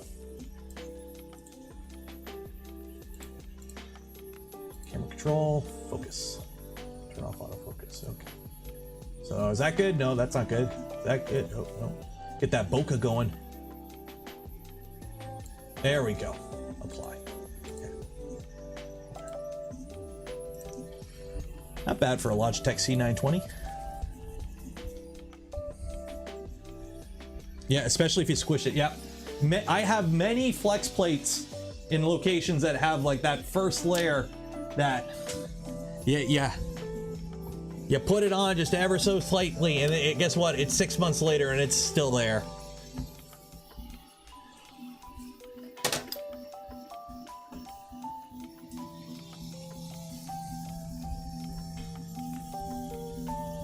Hey, John. I have a spool of Polymaker ABS and it warps like crazy already. Printing an enclosure. What do you do for print? My prints printing at print with turn the bed up. Try 100, try 110. If it's warping off the bed, don't be afraid to print with a brim if you need to. What bed surface? Make sure if it's PI, make sure it's very clean. Clean it off. Make sure it's clean. You got no oils, residues on it. Glue stick, depending on what, you know, I don't know your bed surface. Make sure your first layer is good. I haven't printed a ton of the ASA yet, but it's what I have printed prints fine. So like on my normal setup. So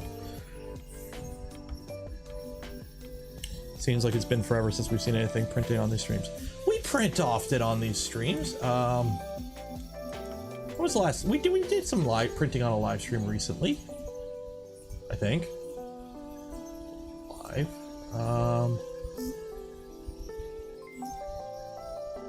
Oh geez. Oh geez. It's been a month since the Soval was the last time we printed on the stream. Hill Willie, $20. Cheers, appreciate it. Thank you. So somebody go wake up DFH and tell him his printer is printing. It's alive. And as for speeds and feeds, this is my normal V2 profile, which isn't, you know, it's not crazy like some other Voron profiles, but it's not exactly conservative. But if you're wondering the speeds and feeds, this is it right here. I print with Revo, so I don't have high flow hotends on most of my machines. So this is what I cap it out at. So if you're curious.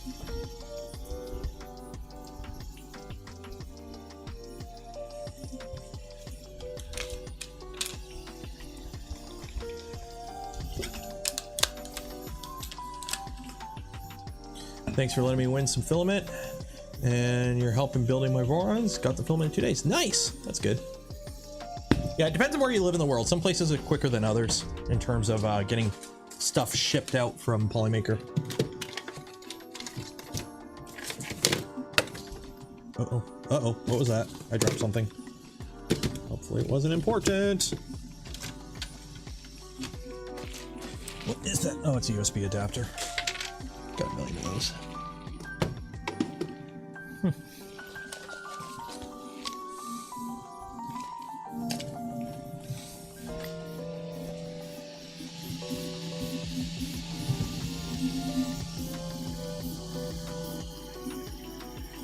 Is that hop enabled? Yeah, I do. Amazon delivered it on Sunday, won it Friday. Oh, nice. Start printing more. Yeah, for a bunch of people ask me, like, do I recommend ABS or ASA?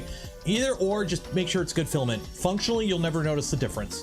This whole machine, for example, is CFTC, I think. Yeah, I'm pretty sure this whole machine is CFPC. Why? Yeah, why not? But I'm pretty sure this whole machine is CFPC. Like, I can't remember exactly what filament I use, but it's CFPC. It might be, I don't know, is it Polymaker CFPC? It might be Polymaker. I can't remember. It's been too long. But it's carbon fiber.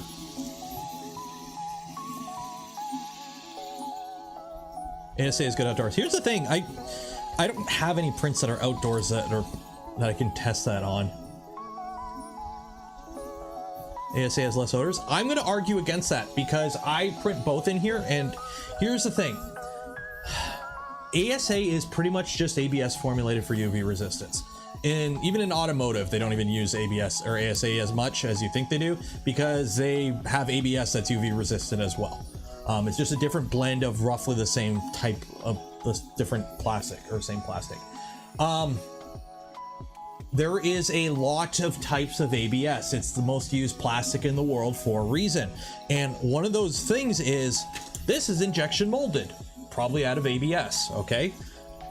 With injection molding ABS, the formula you use to make the raw resin is different than the formula you use to make ABS for filament. Actually, this is glass filled nylon. So it's a different formula.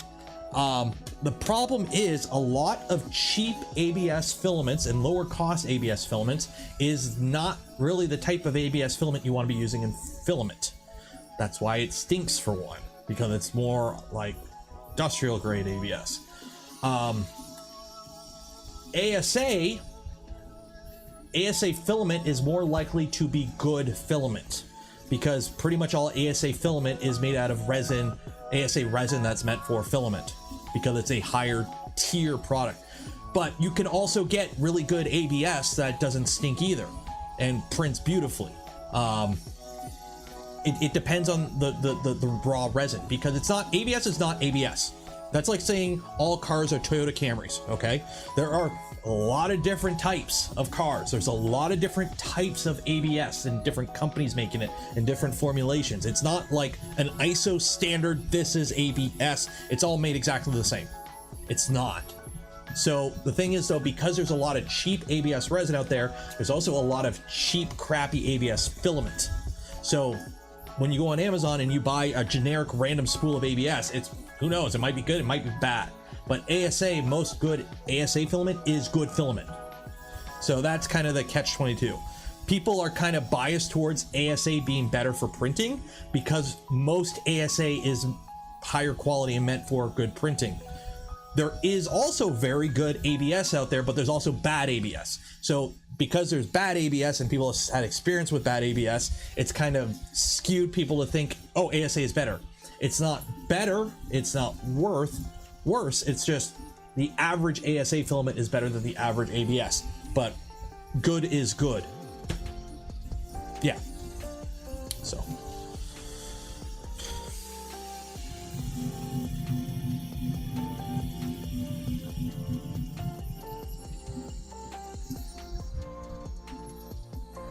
But yeah, I don't even smell most of them. Pretty much all the filaments that I have, I don't smell them when I'm printing. Very few of them I do.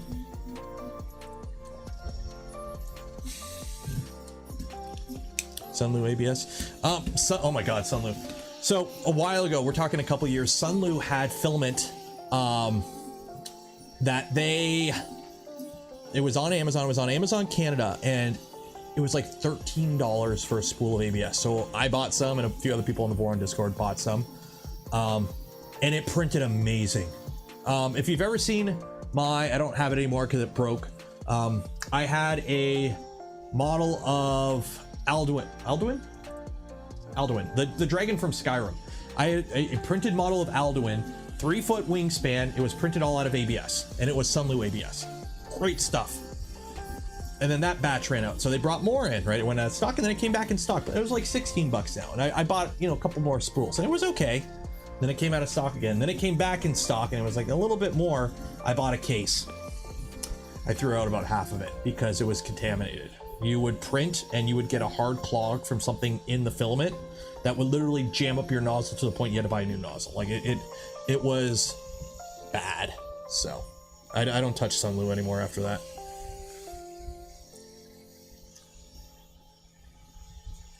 eSun ABS Plus, apparently they changed the formulation for it a while ago, and it's not as good as it used to be. That's what I've heard. But I haven't used it in forever. Like, I haven't bought it in forever because I've, got the Polymaker hookup.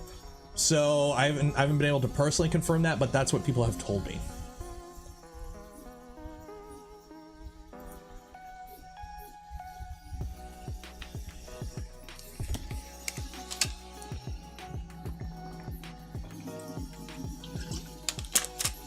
Yeah, they changed it's lost its layer adhesion. It's not as good. Like, for those worried about like ABS Plus in the long run, all the ABS parts in this machine right here that's over 2 years old now and still working great is ABS Plus. It's all used on ABS Plus in that machine. So,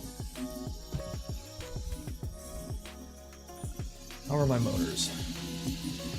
AV motors are a little warm, but okay. I can't really feel the Z motors. Hot. Oh my god, the Z motors are hot. How are they that hot? Oh well. Paramount. I've heard good things about Paramount, but I've never actually printed with it because I live in Canada and you can't really get it up here.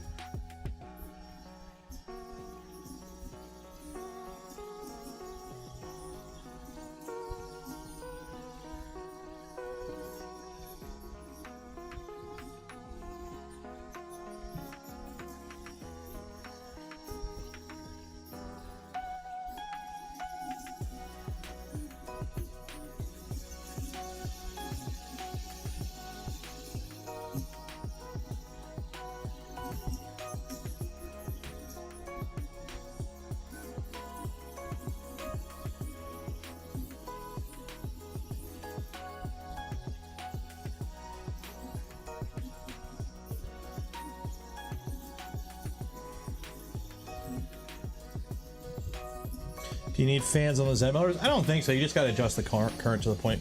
Here's the thing. Stepper motors are usually good to about 100C.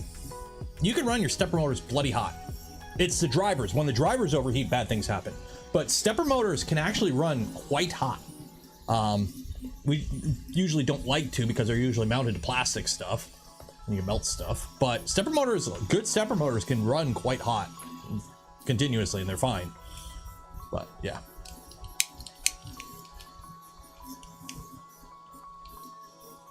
Who's trying to make a Core XY, but firmware seems to keep it a Cartesian. Check my belts and they're routed correctly. William, what firmware? Like what firmware? Like you go to printer.cfg if you're running Clipper, and kinematics you just type Core XY and it's Core XY. If it's Marlin, I don't know. I'm pretty sure there's a call out in Marlin for which kinematic, and same with rep firmware. So, tried Marlin. Yeah, pretty sure this is all Polymaker PA12, if I'm not mistaken. Not 100% sure.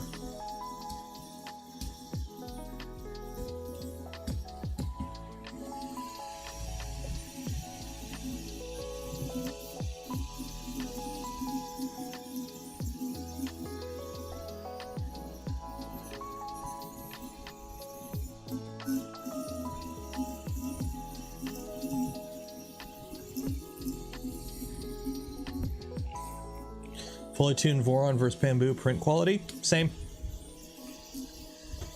Any good printer will give you a good print as long as you use the right profile and you tune it correctly. There is no...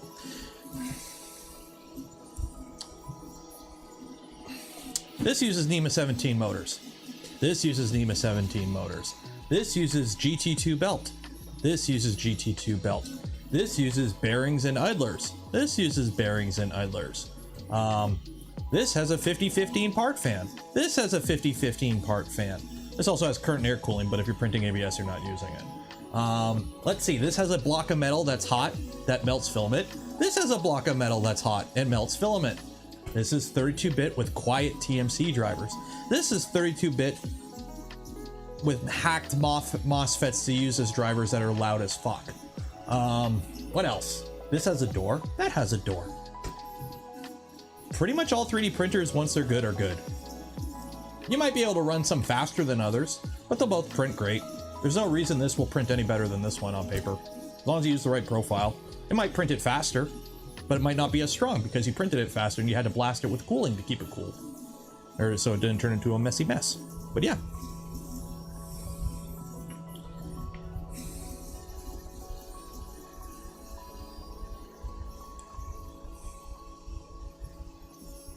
Bamboo has multi-filament support. So does Voron. I got a Voron with a enraged rabbit carrot feeder right over there. There's your multi-material on a Voron right there. You know what I can do? You know what I can do? You know what I can do? I can run a PID tune on my Voron. You know what I can do on my Voron? I could change the thermistor type. I could change the motors if I wanted to. I could change the hot end if I wanted to a different type. What else? What else can I do? I can adjust my Z offset while the print's going. What else can you not do on a bamboo?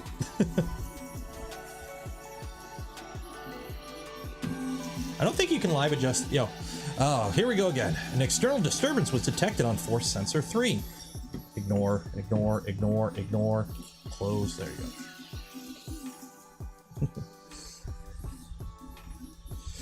Basically, here's the thing. Do you want to build your printer and do you just want to print? If all you care about is printing, Bamboo is a fine machine. Okay.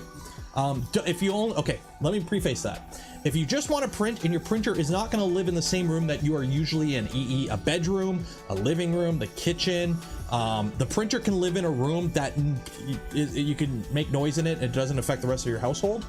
Okay, then the Bamboo makes sense. Okay. If you're in a college dorm, don't get a Bamboo. It's too bloody loud. It's the loudest printer I currently own. And yes, that's comparing it to a Voron 1.0 with DRVs on ramps. It's the loudest printer I own. But it's a lockdown ecosystem. If their servers go down, you can't monitor it through your web app. You know it's connected to your home network. When I upload a file from their slicer, it goes from my computer to the cloud to that printer. And the webcam feed goes from that printer to the cloud to my computer. Now, yes, you can run this in standalone mode using SD cards. So if you never want it, if you need software updates, you got to connect to the cloud. But this machine, you need an internet connection constantly for it to work. Voron, you don't, or at least it's good to have a home network, but at most you need a home network. But yeah, if you want to wrench on a printer, tinker, build, modify, adjust, tune, Voron. If you just want to take out a box, throw filament in, print, get a Bamboo. If you want to spend $1,000, they have a cheaper version coming out, the P1P. That is $699 USD. It's basically the Bamboo without all the bells and whistles, including an enclosure, no LiDAR, no camera, no current air cooling. But it's $700. Now, here's the thing. Once you remove all the gimmick stuff, is it worth $700? Because it just prints fast. You can slap Clipper on an ender and print fast too. So we'll have to see when I get one. Have they done, I don't know. I don't update my Bamboo software much. I keep this machine as gatekeeped as possible on my home network. I don't even have the app on my phone. I use a burner phone for that kind of stuff. So I don't like stuff connecting to the cloud from my home network.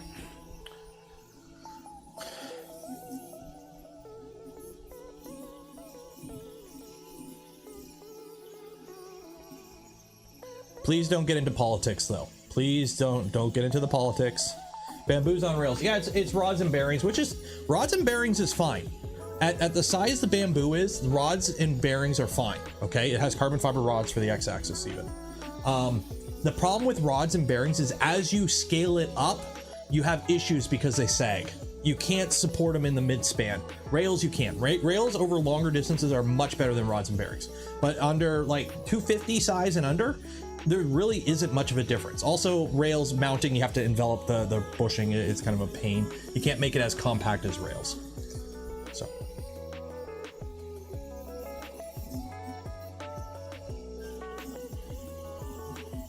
Mighty fine texture. Yeah, that's textured PI. Still better than everything's better than V-wheels. V-wheels need to go away. An aluminum extrusion is not a precision motion instrument. So what do you think slapping Delrin reels on it does? It's not precision.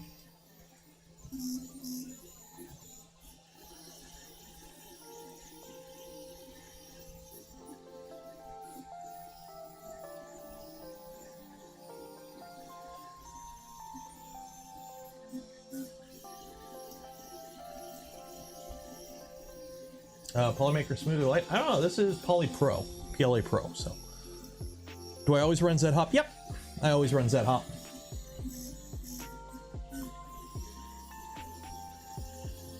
Before I got into 3D printing, I worked in a tool. Well, while I was in 3D printing too, but I was a tool maker before I got involved in 3D printing, and you didn't drag your cutter across your work surface when you moved. You always dropped your Z or raised your Z when you moved. So it's something I like. Those drivers, these are 2209s, I think. I don't run Stealth Chop on my XY. I don't. You technically, every time if you're running Stealth Chop, you know, when it switches from Stealth Chop to spread cycle, you technically introduce an error when that happens. It's very minute, but it can add up over time. So you either one or the other, and I prefer more torque. You lose torque when you run spread cycle or Stealth Chop, so I don't use it. I'd rather my machines, you know, be more reliable and have a little bit more power behind them than be slightly quieter. Plus, again, printers live in this room in the basement. I don't care about noise.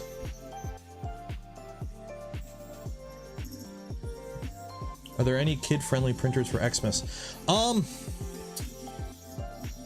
There are kid-friendly. I was at Best Buy the other day. Let me see if I can find it. BestBuy.ca. Because I was actually going to buy this printer and use it for a Print and Chill Friday.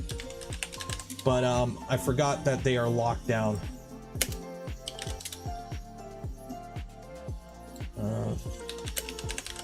If I can find it here. Yeah. So right now in Canada, Best Buy Canada, I don't know if it's in the States, you can get an XYZ DaVinci Nano for $99.99. And I was tempted to buy it because it's 99 bucks and use it on a Print and Chill. Hopefully, you know, the stream breaks even. But I've remembered it's DaVinci. You have to use their filament. You can't just use any filament with it. And I don't think it says it anywhere in here. So, yeah.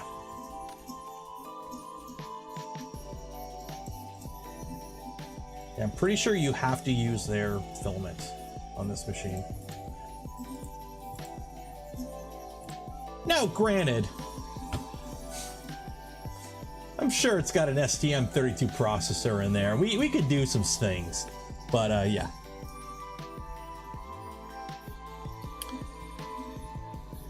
Ender 2 is that price. Not in Canada.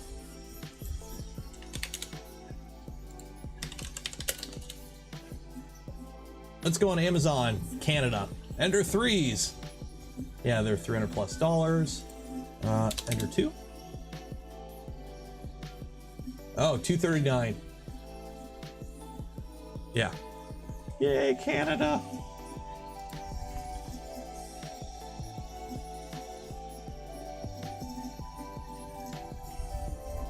What is the reliability of Voron versus Bamboo?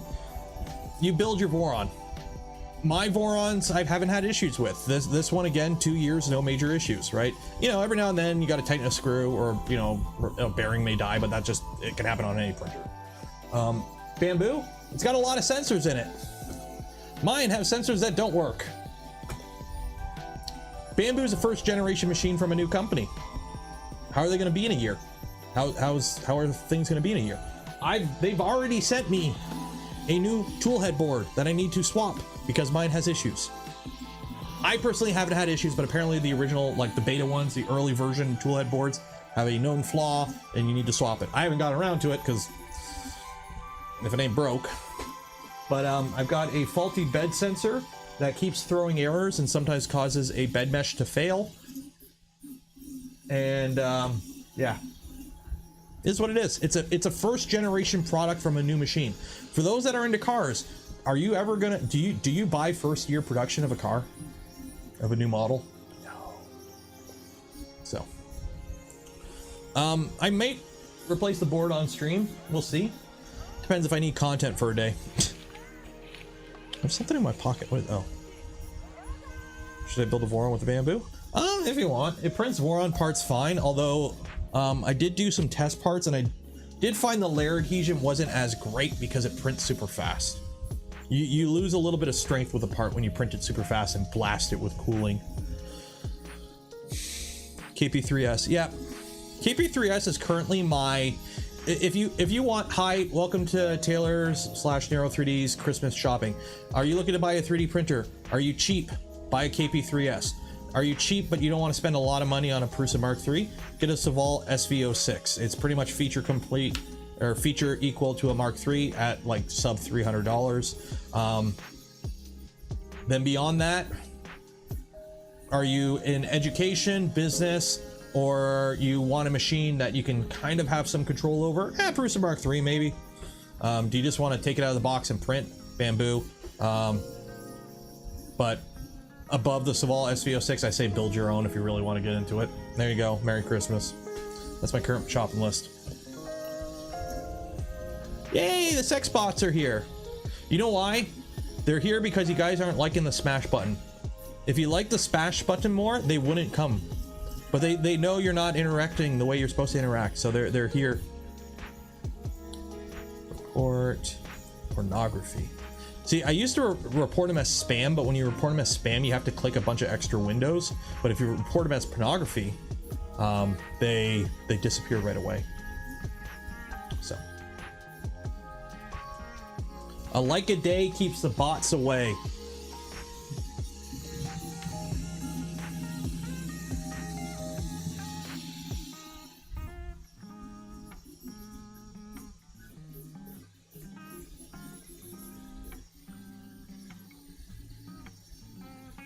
Start to like the salad fork, but the printed parts I don't like.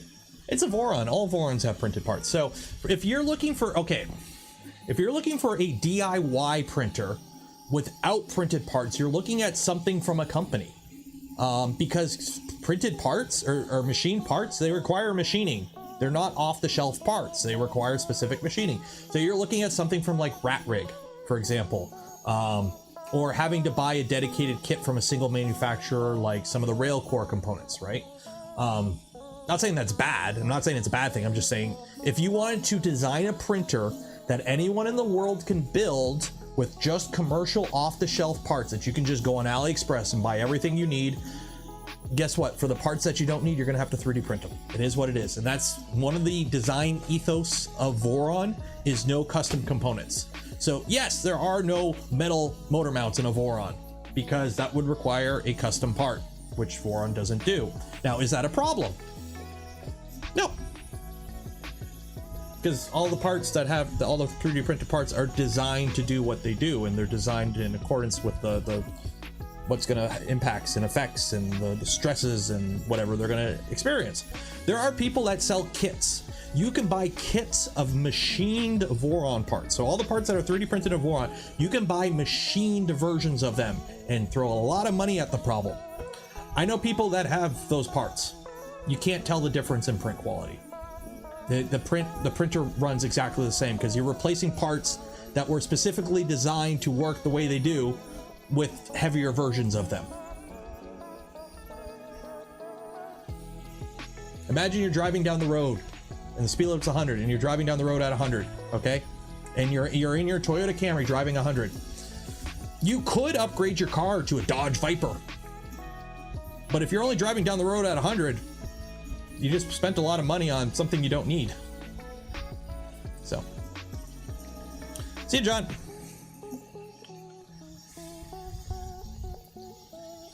The only parts in a Voron that I would, you know, if you found them at an okay price, AB motor mounts, front idlers, and maybe your Z motor mounts. Other than that, you don't need metal parts. You don't. I haven't had a part fail on a Voron in years. Like there were some in the original like V 2.0, 2.1, 2.2 revisions.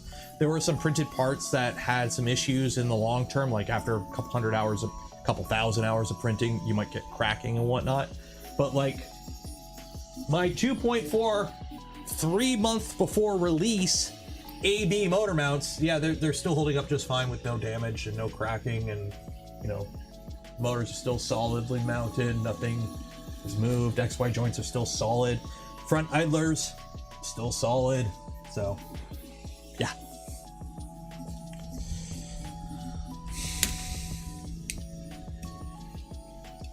front fell off the stand. Well, when we designed the self burner, we didn't design it to be printing Ultim. So we were outside of the original design parameters.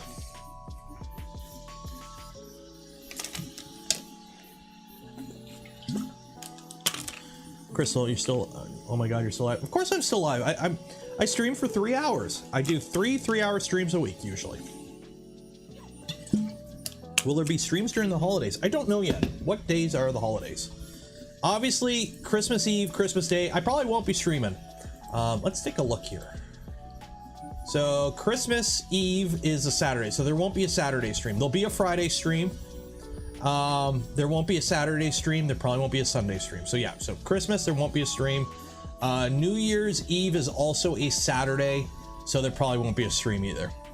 So, but the Tuesday, Friday stream should be okay. And who knows, I might throw an extra stream in there at some point as well. 1 hour left on the earbuds. Well, we're probably gonna run to 11 today. Do you think the Voron filters actually work for VOCs? If you put them in, I don't run any of them in any of my machines. I don't bother with it. There is the Nevermore filter that uses activated charcoal that seems to work pretty good, but I'm of the opinion, yes, 3D printing releases VOCs, so does cooking, so does walking outside near a car that has the engine running. Pretty much everything releases VOCs. It's all about levels and exposure, and I really don't think you being near a 3D printer that's printing every now and then is any worse than you cooking bacon for breakfast every morning and just breathing in the fumes off that. Or going, you ever go to a fire? You ever have a campfire and you're sitting in front of the smoke? That shit ain't good either, but nobody cares. So yeah, the particles and VOCs, I don't think you're gonna significantly affect your life being near a 3D printer every now and then.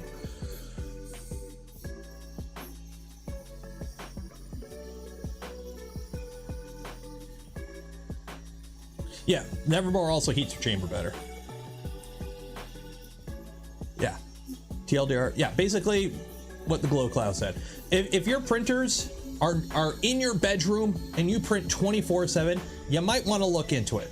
But if your printer is in a room in the basement that you might be in every now and then when it's printing, but usually you're not in that room, don't worry about it. If the smell annoys you, buy better filament. Good filament usually doesn't stink.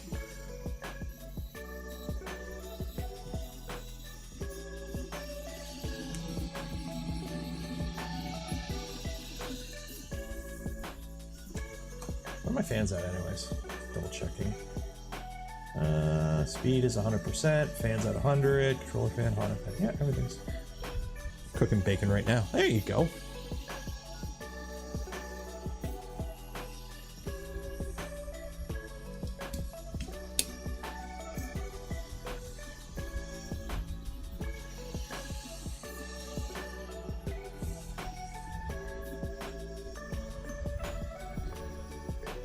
Are you saying Polymaker is a good filament because it stuck up my entire apartment? Which filament? I don't know. All the Polymaker I've printed so far hasn't smelled. Then again, my sense of smell is completely nuked. So, because if you're worried about 3D printing exposure, I worked in a tool shop for 7 years next to a 3,000 ton injection molding press that would pump out, you know, hundreds of pounds of ABS parts every day. And then they would just purge onto the ground. And when I'm talking about purge, you know, you purge your filament, you get that little booger thing. Yeah, no, when they purged it, you would end up with like a slab of molten ABS, probably, you know, 100 pounds worth, about yay big by yay big, about this thick. And they would just purge it onto the ground and it would, you know, smoke everywhere. Yeah.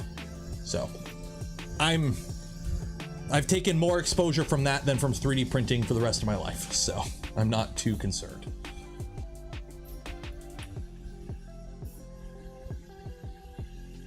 Content ID updating your print. Yeah, oh, that's in the works. Bigger fish. Yeah, I've spoken to a provider of Voron kits. I will be getting tap kits at some point. The plan is, I think I'm getting 2. The plan is we will do this guy on stream. So we'll update this one on stream, get it all going with tap. I want to machine some parts because I want to try machining some Voron parts. And then also I'll do a dedicated video on it on probably the Trident. because the LDO has clicky, and clicky works okay on this machine, so I haven't had issues with clicky on that machine. What do they do with the purge? Throw it out into the garbage, in the bin. How can you make Voron's print PLA better? Stealth burner. It's a 50-15 cooling fan. It's better than the afterburner, which is a 40-20. And just have a good profile. What's the name of this print? It's the E3D Buggy, I think. It is E3D Buggy. Yeah, it's called E3D Buggy. It's on printables.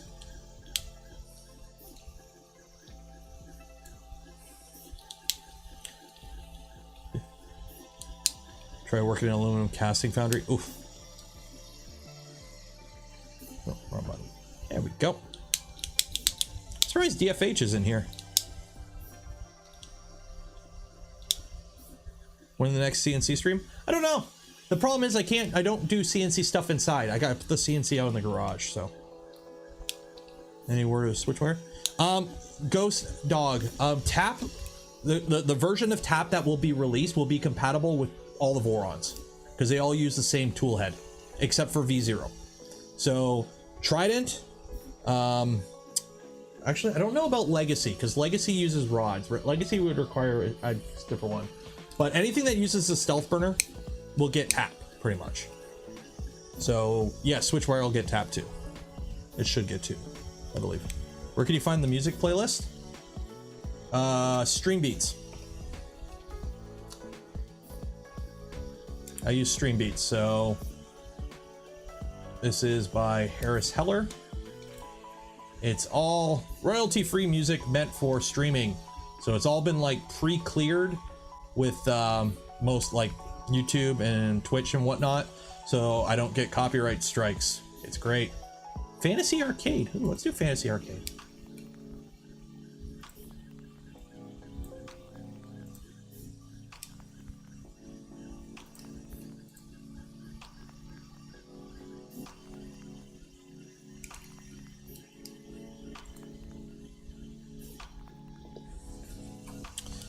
Only printers with MGN12 rails are compatible.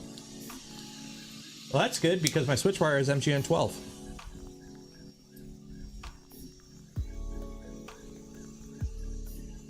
Oh, did they say Switchwire isn't stiff enough for Tap? Okay, then never mind.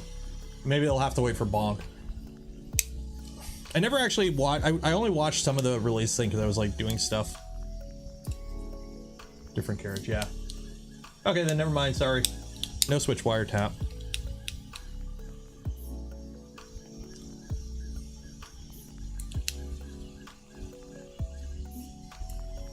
No Switchwire. Okay, then no Switchwire.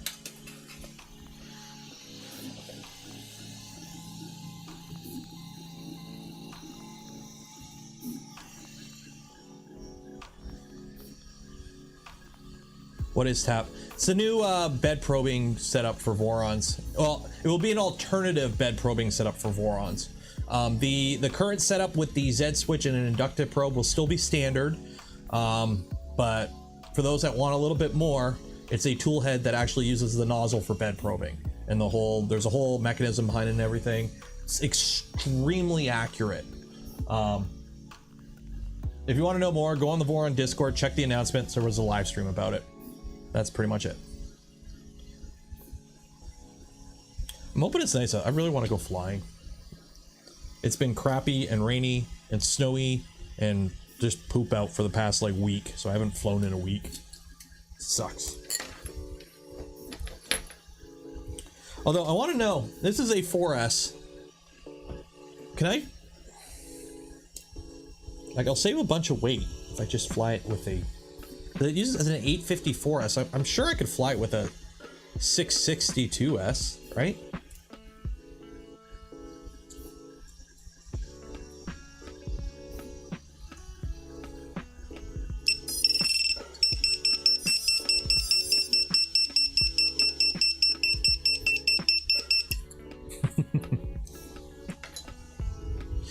Tap is so accurate, you can tell where your rails are, like where the screws that mount your rail to your extrusion are from the deflection, that the ever so slight amount of torque that it has. So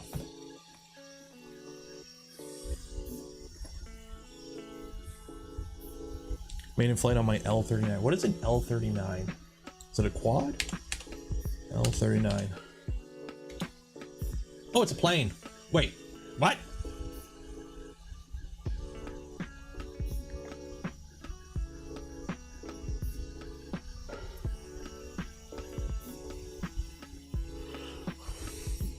Oh, okay, RC jet. I'm like, I pulled up L39 and it's a jet.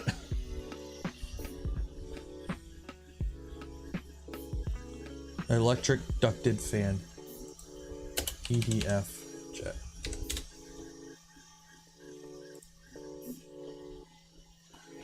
Oh, they got the little pilots in it and everything. Ooh, win a gift card. Oh, that's cool. I need to get my license. I need to get my drone license in Canada here. Oh, dang it. So that I could fly. I want to get a wing because originally I was going to do the nano long range for long range, and then I realized if I'm going to do long range, just get a wing. You can fly longer with a wing. So bloody hell. So I'm going to build it with a 2S for a little like park cruiser, I think.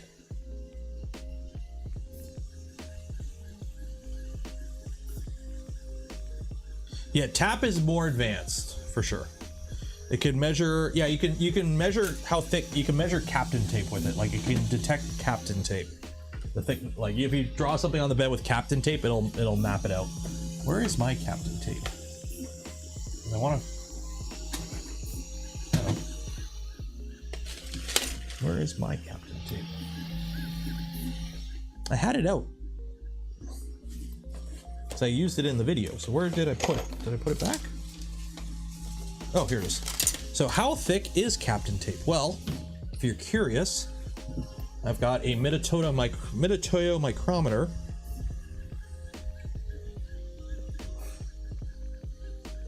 That'll measure down to 0.001 millimeter.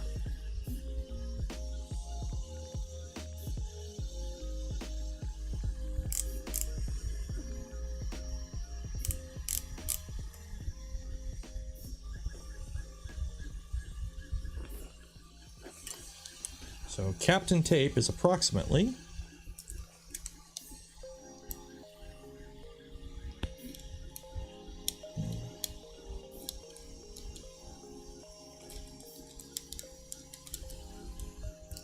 that's thicker than I thought, 0.045 millimeters. Yeah, 0.04 millimeters, which isn't that thick, but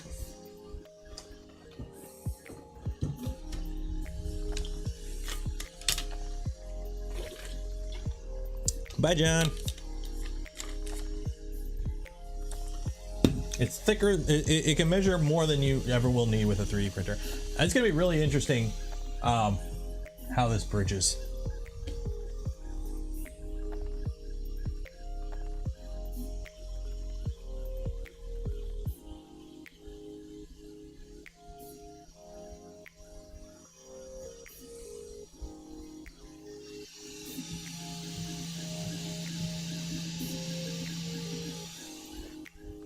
Do 91%. Almost there.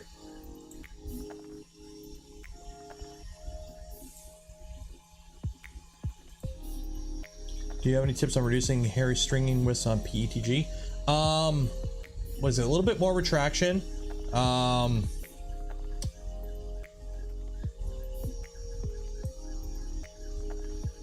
more retraction. More retraction. You could do the what's it called? Not purge. Coasting. I can't remember where it like it wipes. It does like a little. It doesn't extrude the last little bit, so it kind of like wipes off the nozzle before. There are things you can do. There are things you can do.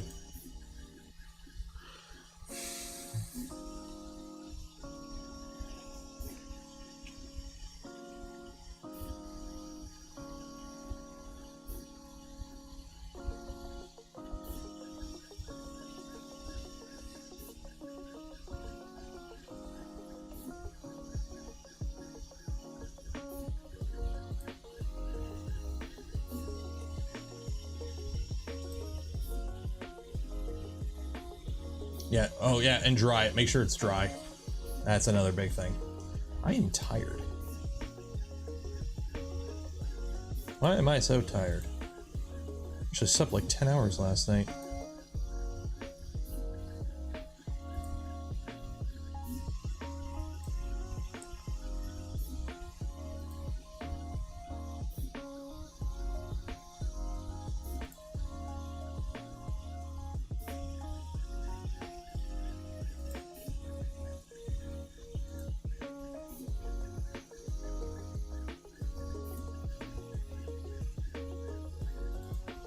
Go.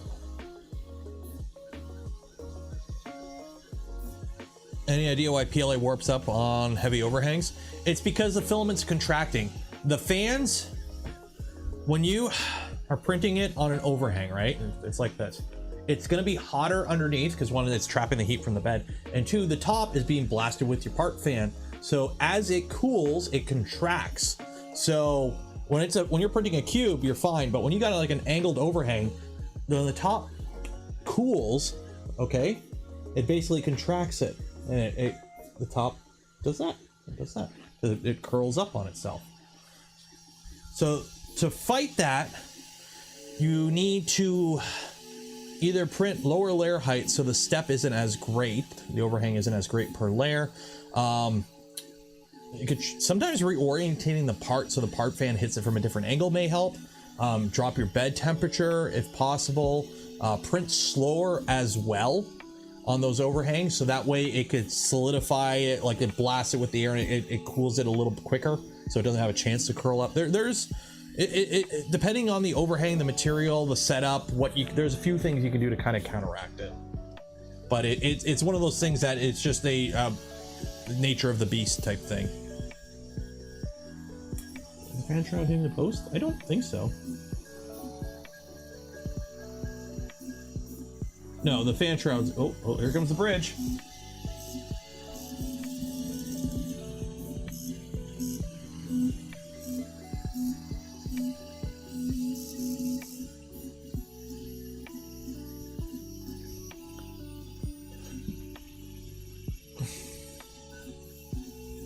Is there a way to stop having to replace the parts on the V0.1 on the Y-axis? They are the linear rails that keep cracking.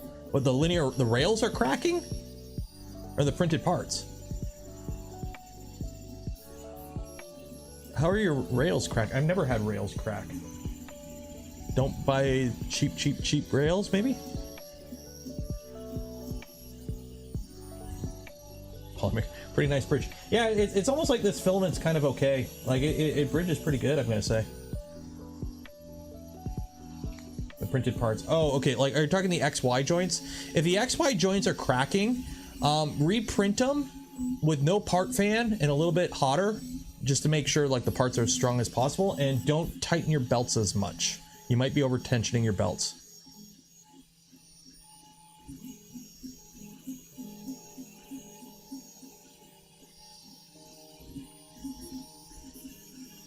Yeah, actually that came out really good.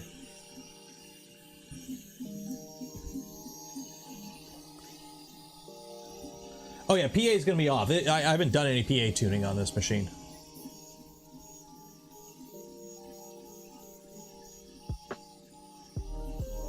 This PLA? Yeah, this PLA. This is Polylite PLA Pro.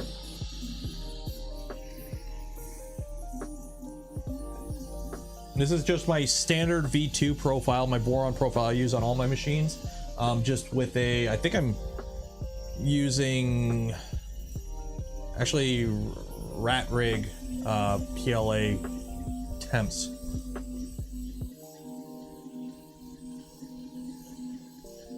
No, this is Peak. No, this is Patrick.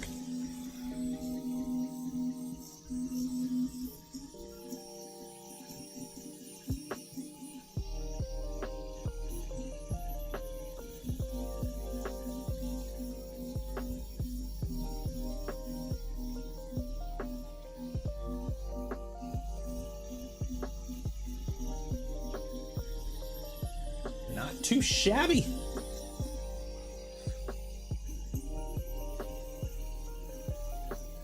impressed with British. No, you can't be. Remember, this is a V0 tool head. It's only got the crappy fans. Vorons can't do PLA. Remember that. You can't print PLA on a Voron. The tool head's not great for it. You need to go on Thingiverse and you need to download a mod that uses two 5015s strapped to the side that makes it look like it has a tumor.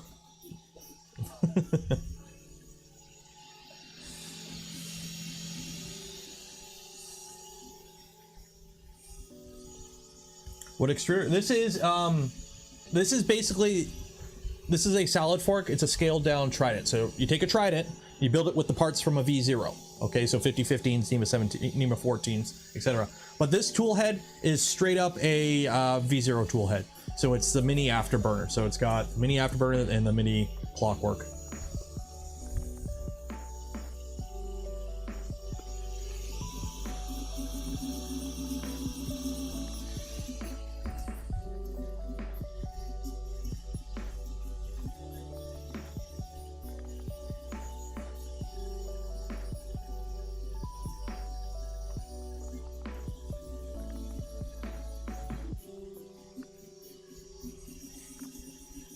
Yeah, it's not enclosed yet. If you print a lot of PLA on your Vorons, one, take the door off or open the doors when you're printing PLA, obviously. But if you're gonna print a lot of PLA, get panels, like panel clips that are easily to remove, like maybe even the magnetic ones, and take off your side panels as well when you're printing PLA on a Voron, if you printed a lot of PLA. So.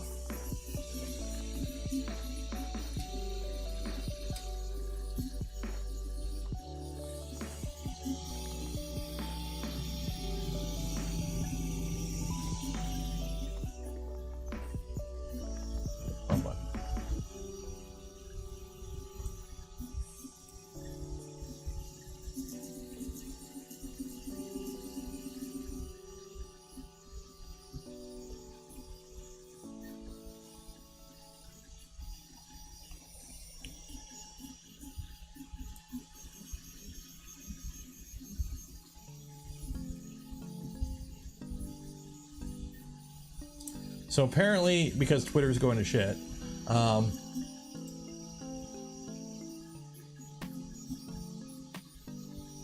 the copyright system isn't working, so people are tweeting full movies. Cool. Then again, I don't believe it, but it is what it is.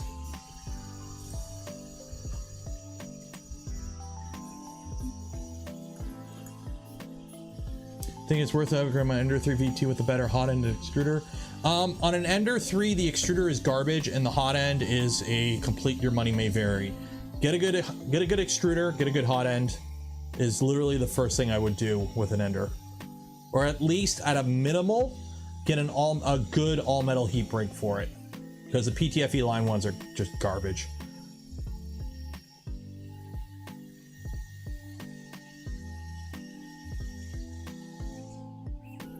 And we're done. It is complete. It is finalized. It is a buggy. See, this is why you use 3 layers on your skirt. It comes off easy. Easy peasy, lemon squeezy. Let's get another print going while I Thingiverse, because I want to print off the frame, because I gotta check it. Okay, nano long range. There we go.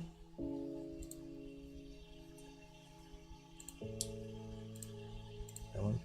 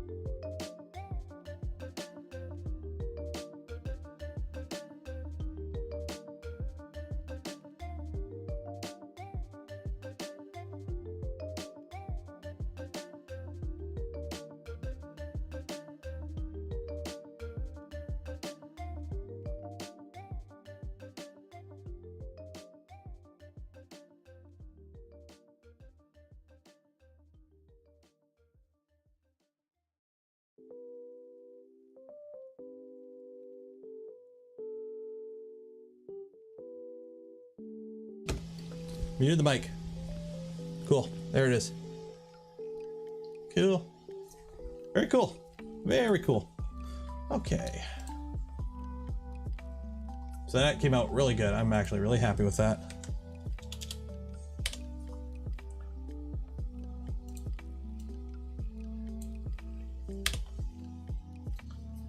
So that is cool. I haven't been muted for 5 minutes, have I? I don't think it was 5 minutes. I don't think it was that long. Okay, let's get this plane printed. So yeah, and if you don't know, just open up. It's been like 5 minutes. Oh geez, really? It's been that long?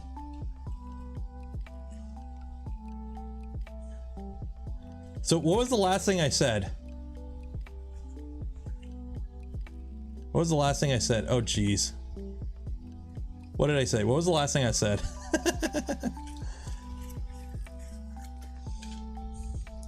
So, you know what you do with this model, if you didn't know, is you take your E3D Obsidian, which you all have, of course, by now, and it actually screws into the back. So there's actually a thread test in it. So it screws into the back, and that's the exhaust for the go-kart, the golf cart. So it's actually a threaded test too. So.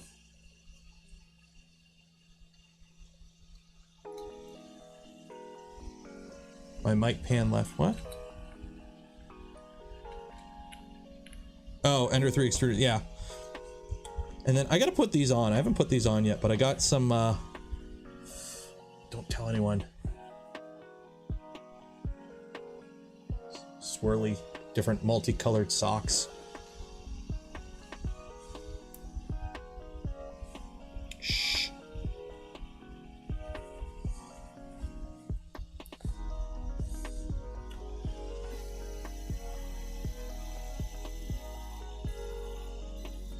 It's a secret. Shh. The Revo trailer Steve made. Maybe. I'm gonna print the quadcopter though, frame, just to see how it is. Last word was Thingiverse. Oh.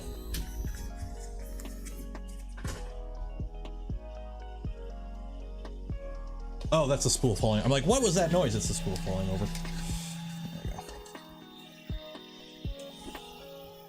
There we go. So if you haven't entered yet for your chance to win some Polymaker filament, you have like 7 minutes, because at 11 o'clock we're going to do the draw.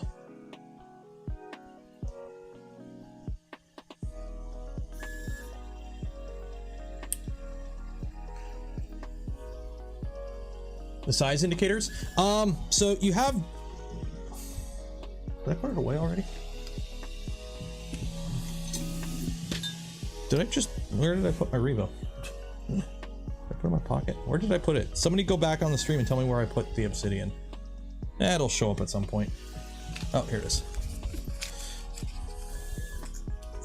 How many years before you think metal printing will enter the sub 200 mark? Never. Because people will burn their house down if it becomes common. So you've got your Revo. So yes, you have the socks, but they also have, on the Obsidians at least, it's actually focus. I don't know if you can see it. It's actually engraved on it. It's like laser etched on it. There, it's like right there. It is laser etched. It says like 0.6. So they are labeled. Where is DFH? He's not even here.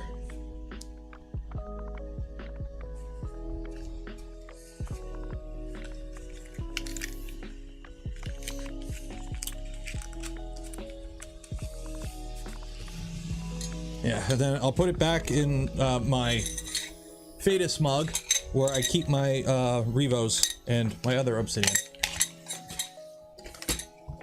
There we go. You missed the stream. Well, quickly go back to the front and then re-watch it at like 8x speed. You'll catch up before the end.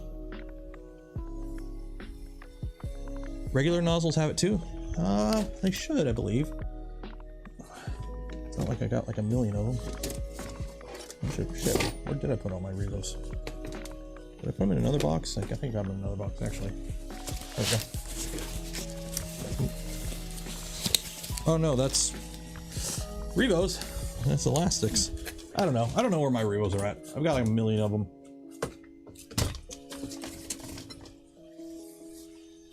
They'll show up at some point.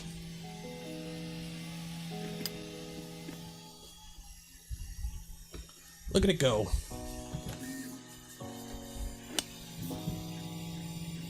So we're actually off a little bit. I gotta drop that down a bit.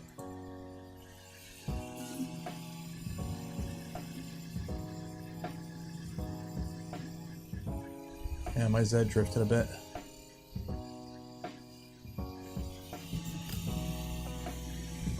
Actually, that corner's off. That corner's a little off. Oh well. Make it work. Anyways, we got until... Yeah, the skirt didn't stick in one area. Oh well.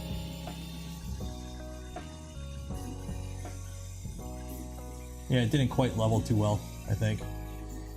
Yeah, I'll fiddle with it later. I gotta fix racking on it and whatnot too. Like the tool head's actually pretty racked. Yeah. Yeah, that's not too good. Hopefully I tightened. I can't remember if I tightened everything. Bed screw adjust. Yeah, I gotta figure out the actual positions of the bed screws. I think my bed screws aren't in perfect positions. Does the Trident have an auto level? Yeah, it's got turn it off. It's got the 3-point bed leveling, so you got the adjustable lead screws.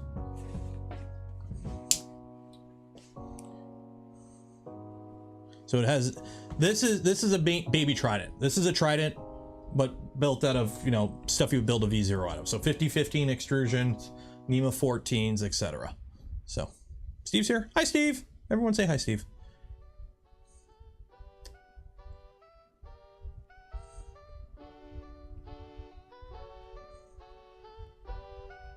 And for bed probe on this one, this has clicky. There's also inductive and a few other things, so.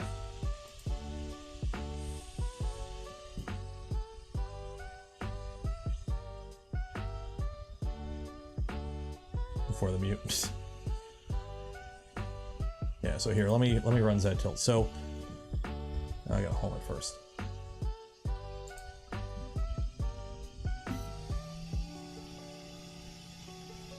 Oh, probe triggered. Yeah, I got to figure out what's going on with the, there's something going on with the CAN bus board where it's timing out. Did it again. I was doing this at the beginning of the stream.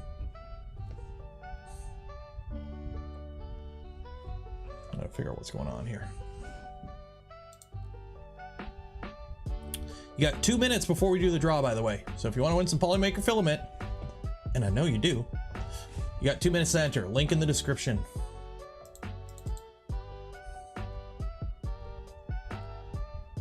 Any chance of doggo? I could check. Is it the baud rate? I don't think it's the baud rate. Everything I have is default settings, so it should be okay. But I know Teaching Tech just did a video and somebody told me something about some update or something I should do, so I'll check if doggo is out there, but I don't believe he is. No doggo. No doggo. No doggo. Yeah, now it's not connecting. Yeah, something's up with that CAN bus board. I'll have to fiddle with it because it's not working too good. It's being a little funky. So.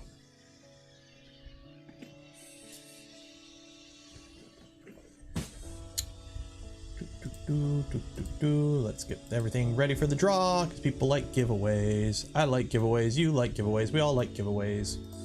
Let's do a giveaway. Every stream we give away a spool of filament from Polymaker. In this stream, well, it's no different. So load that up there. Was the default timeout? He doubled the window allowed. Okay, hopefully it's easy to fix, like just like SSH it and do a few things. Issues with CAN bus boards. The problem with CAN bus boards, I think, is more CAN bus boards are fine. The idea of CAN bus and the actual usage of them is fine. I think the issue is the implementation by some of these companies and the quality control regarding their boards and the software and the firmware. I think that's the issue. So, you know, our good pals BTT, they make really good pinout diagrams, but their boards, you know, usually got to wait for the 3rd revision before the board actually works the way you want it to work. Okay, so what it does, it goes, it picks up the probe, which is docked with some magnets, and then it goes and it probes all the corners. Yeah, see, it's not probing right, I believe. It's, or maybe it is. No, it should be probing right. Those locations look right. And then it adjusts it. So let me pull up the giveaway info here. No, not that one. Okay, so, well, there we go. And create a new spreadsheet.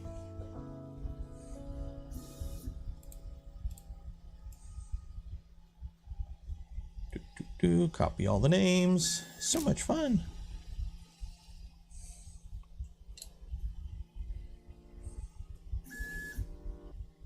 There we go. Copy. Paste. There we go. Okay, let's try this print again. Solid fork bottom. There we go. Let's try it again. Okay, so let's see here. CAN bus is new. Yeah. Any chance you can get your 2.4? Trying to work out something. I believe my 2.4 config is pinned in the Discord. If not, it's a very hacked together config. Like, this thing is a config based on a RepRap firmware config based on a v2.0. This machine has a lot of legacy hackery to it, so I really don't like sharing the config for it because it's not my proudest moment. It works, but yeah, the probe, if you look, let's go overhead. So there's some magnets underneath here that have wires to it, and it makes a connection, electrical connection, and the actual probe is right here. So this is it right here. This is 3 magnets. There's wires that and literally a KW10 micro switch. This is like a 10-cent end stop switch, right? You buy the better ones, but this is basically the same thing. And then you got 2 magnets here that make contact with the 2 pins to make your connection, and the other magnet is reversed, so it's a different polarity, just so when it snaps together it orientates correctly, and it just sits in a little shoe here. So the head comes by, picks it up, goes out, does the probing thing, and then goes back. You'll see it in a minute here. Let me zoom out. But while that's doing that, somebody give me a number between 0 and 9, because it took 9 streams to get this thing printing.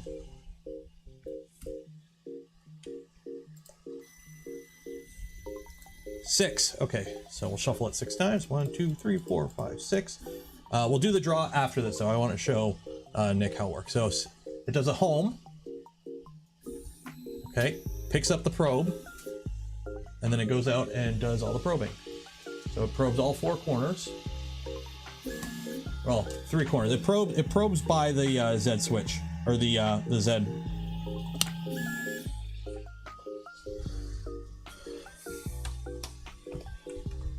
And then you can see here how much it adjusted. So right now it measured, it was out 0.0275 millimeters, and we're trying to get within 0.0075.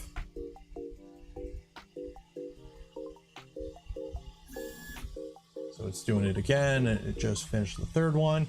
And there you go, made the adjustment. So now we're at 0.0175, and we're trying to get within 0.0075. It's more accurate than it needs to. Okay, so we spun it 6 times. Let's give away some filament. And the big winner of said filamente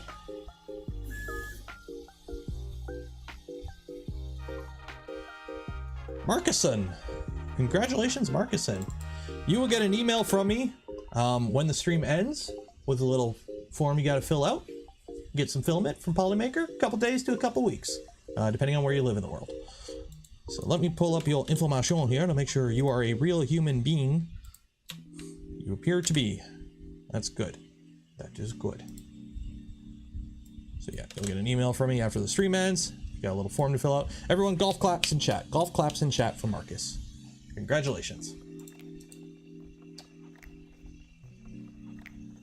Internal error on command. G32. This is giving me the most funky errors. Like, I don't know what this build is cursed. This build is cursed. I've never had so many errors, like firmware stuff on a machine ever. I don't know what's going on. Fiddle with it later. So, what do I use for human verification? Literally, I just make sure you didn't enter 5 times in a row. Because people have done that with, like, you know, the same email with just a 1 and 2, 3, 4, or 5 at the end. Yeah, people are smart.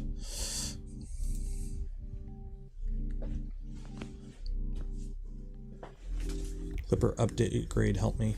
I think I am running the newest version of Clipper on this machine. We've already updated it, so. So yeah, so we're gonna end it there. We might bust this out for print and chill on Friday if something else doesn't show up. Get some panels on it, make it look pretty, get it working properly, you know, play around with the firmware, dig under the hood a bit. But functionally, the salad fork is now done. We got 1 print off of it. It does live, it does do the thing it is built to do. So I want to give a shout out to DFH. If you want a kit like this or any of the other cool, more niche Voron-esque printer builds or accessories, go check out their store, link in the description. So shout out to DFH for providing this kit. Again, they provided the kit. Words and opinions are my own. I'm not being paid to say anything. It's all my own opinion. CAN bus stuff is a little fuckery at this time still. So if you are building one of these, just be aware. Anything with CAN bus at the moment, especially with Big 2 Track stuff, is a little hacky sometimes. You may have to play around and fiddle to get it working. You can build this without CAN bus, obviously. You can just wire it up like a V0 essentially and just run the wires. So build it how you want. And then also shout out to Polymaker for the spool filament that we give away every stream. So if you're interested about either of those companies, links in the description. Also, if you want to help support the channel, content I create, things I do, other links in the description as well. Consider becoming a channel member or Patreon supporter. It goes a long way in helping to support the channel because this is my job and allows me to do all those cool things. So we're gonna call it there. We've done the giveaway. That's that. I will see you Tuesday with the wrap up of the second SKQ build, because that build is now done. So we should get our first print off of that as well, hopefully. And then shit, I'm gonna have to figure out some stuff to do, because there goes 2 streams a week of content because both these builds are done. Maybe we'll upgrade a V0 to a V02. Sound good? Sound good. Cool. Enjoy the rest of your weekend. Be safe out there. Wash your hands. I will see you Tuesday. Goodbye. Bye. Go watch today's video if you haven't.